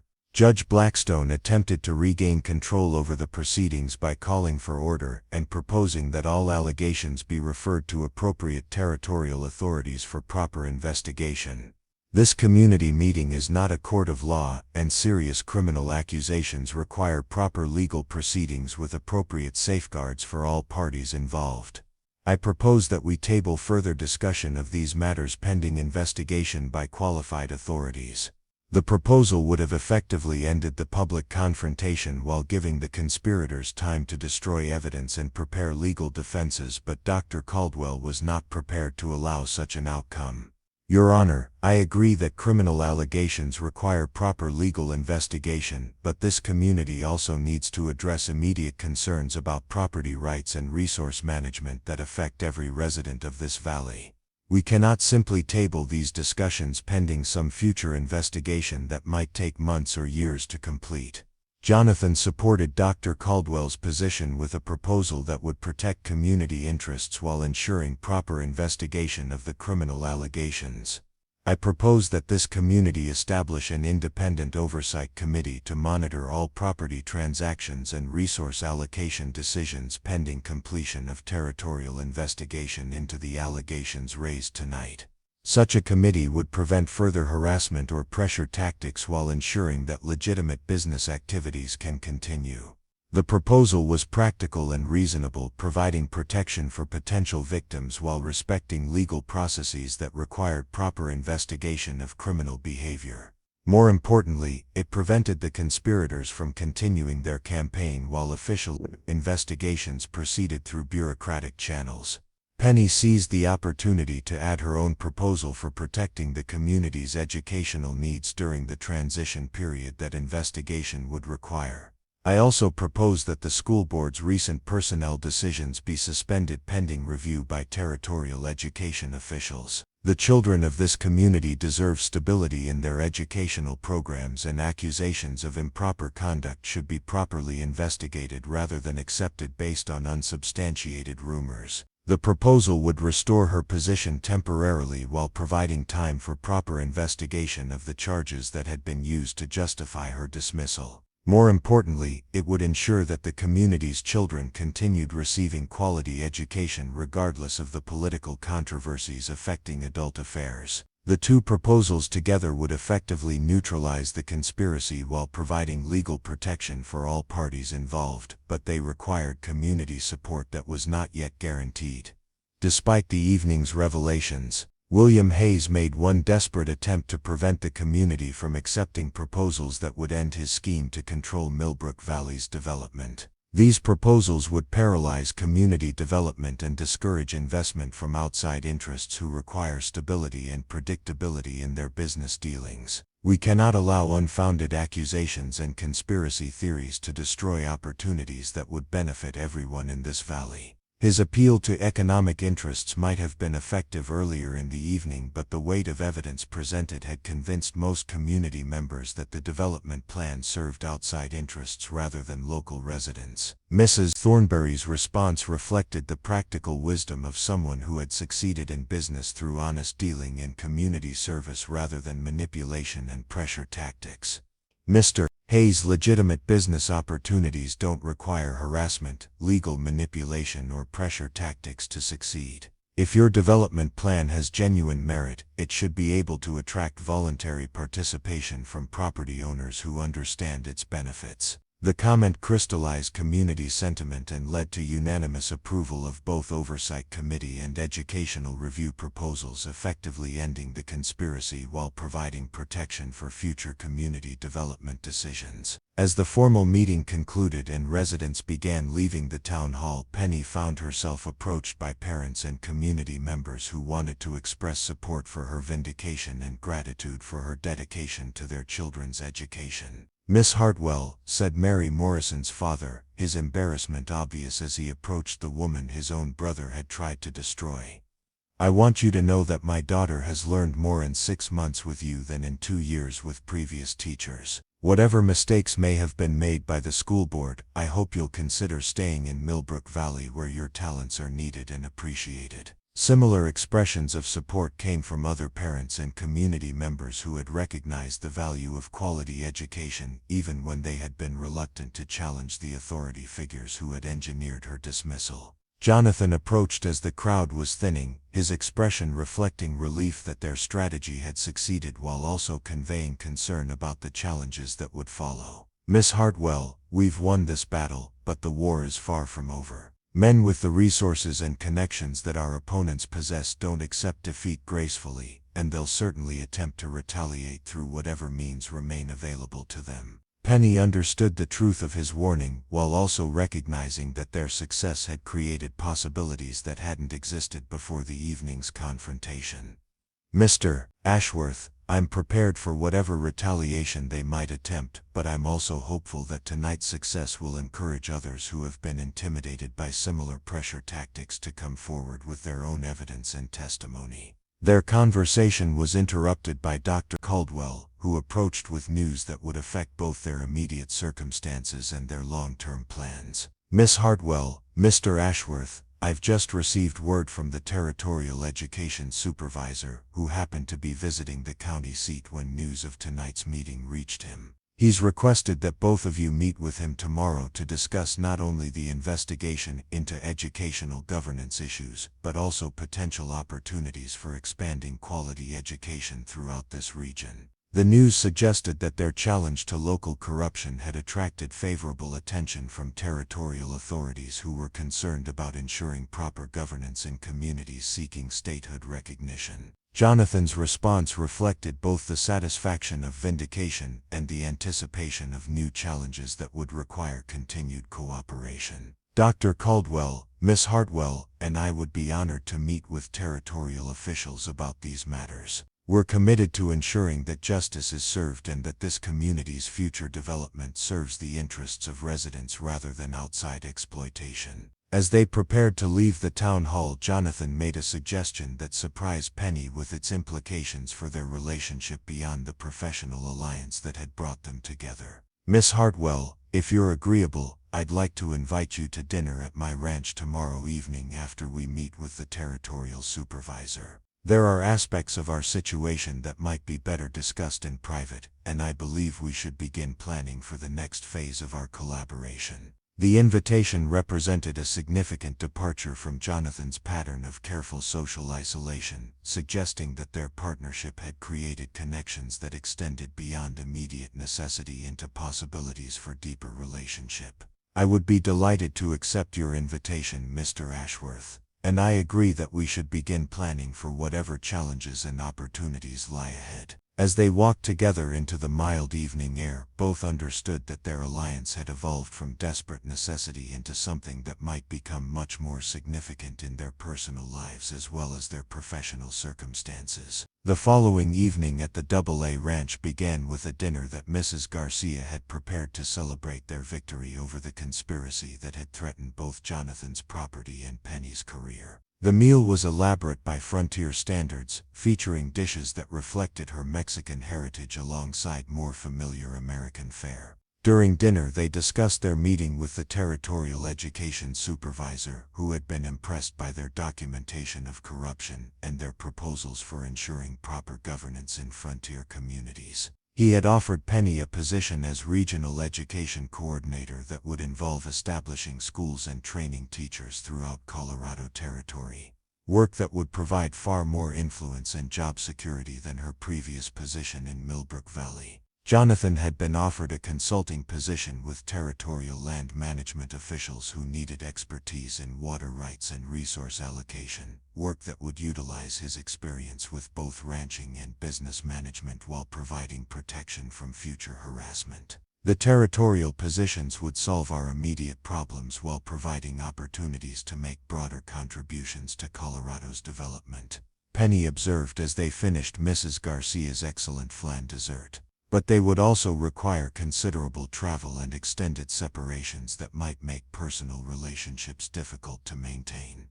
Jonathan replied, his tone suggesting that personal considerations had become as important as professional opportunities. The conversation that followed revealed that both had been thinking beyond immediate necessity toward possibilities for building a life together that would honor their individual ambitions while creating something neither could achieve alone. Miss Hartwell, there's something I need to discuss with you that relates to our future plans and the kind of partnership we might develop. Jonathan's serious tone suggested he was preparing to address subjects they had previously avoided despite the growing intimacy of their collaboration. During my years teaching dance in San Francisco, I developed methods and techniques that could be valuable for frontier communities where social skills and cultural refinement are needed but professional instruction is unavailable. I've been considering whether such work might be possible in Colorado Territory, particularly if I had a partner who understood both education and community development.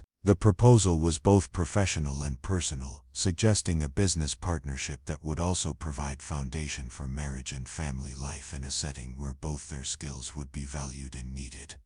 Mr. Ashworth, are you suggesting that we might establish some kind of educational institution that would provide both traditional academic instruction and cultural training for frontier communities? I'm suggesting exactly that, Miss Hartwell, a school that would prepare young people for success in an increasingly civilized society while also providing adult education in social graces, business skills, and cultural activities that modern communities require. The vision was ambitious and appealing, offering opportunities to combine their individual expertise in ways that would serve community needs while providing personal satisfaction and professional success. Such an institution would require considerable planning and resources, Penny observed. Where would we establish it, and how would we finance the initial development?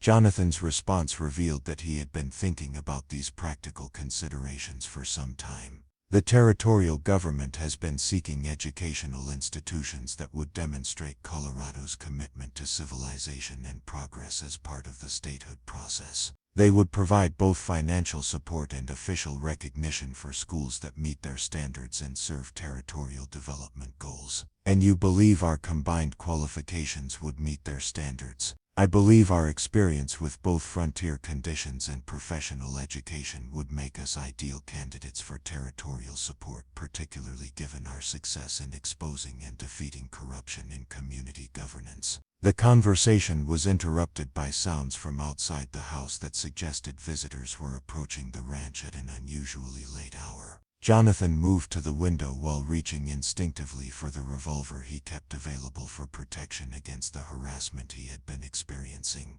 Someone's coming up the road with a wagon, he reported. Looks like Mrs. Thornberry's rig, but I can't tell why she'd be visiting at this hour. Mrs. Thornbury's arrival at Jonathan's ranch after dark was unprecedented and then suggested either emergency circumstances or news too important to wait until morning. Jonathan and Penny met her on the front porch where her excited expression indicated good news rather than crisis. "Miss Hartwell, Mr. Ashworth, I apologize for the late hour, but I couldn't wait until morning to share what I've learned. Judge Blackstone, Frederick Morrison and William Hayes were arrested this afternoon by territorial marshals on charges of conspiracy, fraud and corruption related to illegal property acquisition schemes." The news represented complete vindication of their allegations and final defeat of the conspiracy that had threatened both their futures and the community's independence. "Mrs. Thornbury, how did territorial authorities act so quickly on the evidence we presented?" "It turns out that our situation here in Millbrook Valley was part of a much larger investigation that territorial authorities have been conducting into corruption throughout Colorado Territory. Your documentation and testimony provided the final pieces of evidence they needed to make arrests and file formal charges. The revelation that their local battle had been part of a territorial investigation explained how authorities had been able to act so quickly and decisively based on their presentations." Jonathan's response reflected both relief and recognition that their victory had implications beyond personal vindication. "Mrs. Thornbury, this means that other communities that have experienced similar harassment and pressure tactics will finally have legal recourse against the people responsible." "Exactly, Mr. Ashworth. And it also means that both of you are now recognized by territorial authorities as valuable allies in their efforts to ensure proper governance throughout Colorado Territory." As Mrs. Thornbury prepared to return to town with news that would transform community understanding of recent events, she made an observation that would shape Penny and Jonathan's future plans. "Miss Hartwell, the parents of your students have been meeting to discuss ways to express their gratitude for your dedication to their children's education and your courage in exposing the corruption that threatened our community. They want to host a celebration that would also serve as a proper welcome for anyone who might be joining our community permanently." The diplomatic phrasing suggested that community members understood the relationship between Penny and Jonathan had developed beyond professional alliance toward personal attachment that might result in marriage and permanent settlement in Millbrook Valley. After Mrs. Thornbury departed, Penny and Jonathan returned to the house to continue their conversation about future plans in light of the evening's developments. The arrest of their opponents had eliminated immediate threats while creating opportunities they had not previously dared consider. "Miss Hartwell, the territorial positions we discussed would still be available if we choose to pursue them, but we also now have the option of remaining in Millbrook Valley to establish the educational institution we envisioned." The choice between territorial service and local institution building represented different visions of how they might contribute to Colorado's development while building their personal relationship. "Mr. Ashworth, there are advantages to both possibilities, but I find myself drawn to the idea of creating something permanent that would serve this community where we've both found unexpected support and friendship." Jonathan moved closer to where Penny stood near the fireplace, his expression reflecting the kind of emotional vulnerability he had carefully avoided since his wife's death. "Miss Hartwell, I need to be completely honest with you about my feelings and intentions. Our partnership began as professional necessity, but it has become something much more important to me than mere alliance against common enemies." The admission opened emotional territory they had been approaching cautiously despite the growing intimacy of their collaboration and the obvious compatibility of their temperaments and values. "Mr. Ashworth, I share those feelings completely. Working together has shown me possibilities for both personal happiness and professional fulfillment that I had not believed could exist in the same relationship." Jonathan moved even closer, close enough that Penny could see the pulse at his throat and smell the familiar scent of pine and leather that seemed to cling to his clothing. "Penelope, would you consider marrying me and becoming my partner in building the kind of educational institution that would serve this community while providing us with meaningful work and personal happiness?" The proposal was both romantic and practical, acknowledging that their relationship had grown from shared adversity into mutual love while also recognizing that their professional goals were completely compatible. Jonathan, yes, I will marry you and become your partner in every sense of the word. Their first kiss took place in the warm glow of Jonathan's fireplace while Mrs. Garcia's congratulations could be heard from the kitchen where she had been pretending not to listen to their conversation. 3 weeks later, on a crisp November evening when the first snow of winter was beginning to dust the surrounding mountains, Jonathan and Penny stood together in the ballroom of Millbrook Valley's renovated opera house. The building that had stood empty since the silver boom ended had been transformed into an elegant venue for the community celebration that would serve as both their wedding reception and the formal announcement of their plans to establish the Millbrook Valley Academy for Education and Social Refinement. The academy would provide traditional academic instruction for children while also offering adult courses in business skills, social graces, and cultural activities that would help the community demonstrate its readiness for statehood recognition. Jonathan would teach dancing, deportment, and social protocols while Penny would handle academic subjects and educational administration. As the evening's formal program concluded and the community celebration transitioned into dancing, Jonathan led Penny onto the polished floor of the ballroom where he had spent hours teaching her the waltz steps that would symbolize their partnership in every aspect of their life together.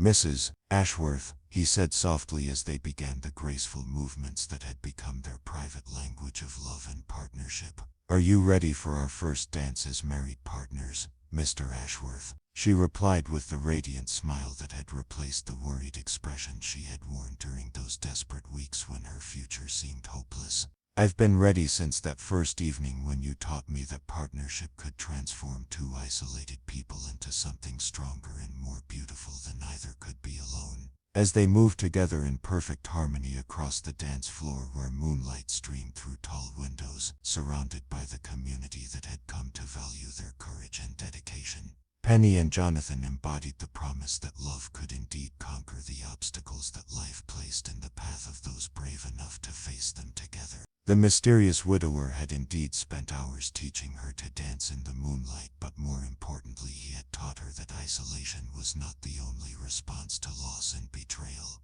That partnership could create strength where individual effort would fail, and that love could grow from shared purpose into something that would last far beyond the immediate challenges that had brought them together. Their story would become part of Millbrook Valley's history, told and retold as an example of how two people who had seemed destined for loneliness had found each other through adversity and built something lasting from the ashes of their separate struggles. The academy they founded would serve the community for decades, training generations of young people in both academic subjects and social graces while providing a model for how education could serve both individual advancement and community development. But tonight, in the restored elegance of the Opera House ballroom with snow beginning to fall outside the tall windows and their friends and neighbors celebrating around them, Jonathan and Penny danced together in perfect harmony. Their movements reflecting not just the technical precision he had taught her but the deeper rhythm of two hearts that had found their perfect partner in each other. Up next you've got two more standout stories right on your screen. If this one hit the mark you won't want to pass these up. Just click and check them out.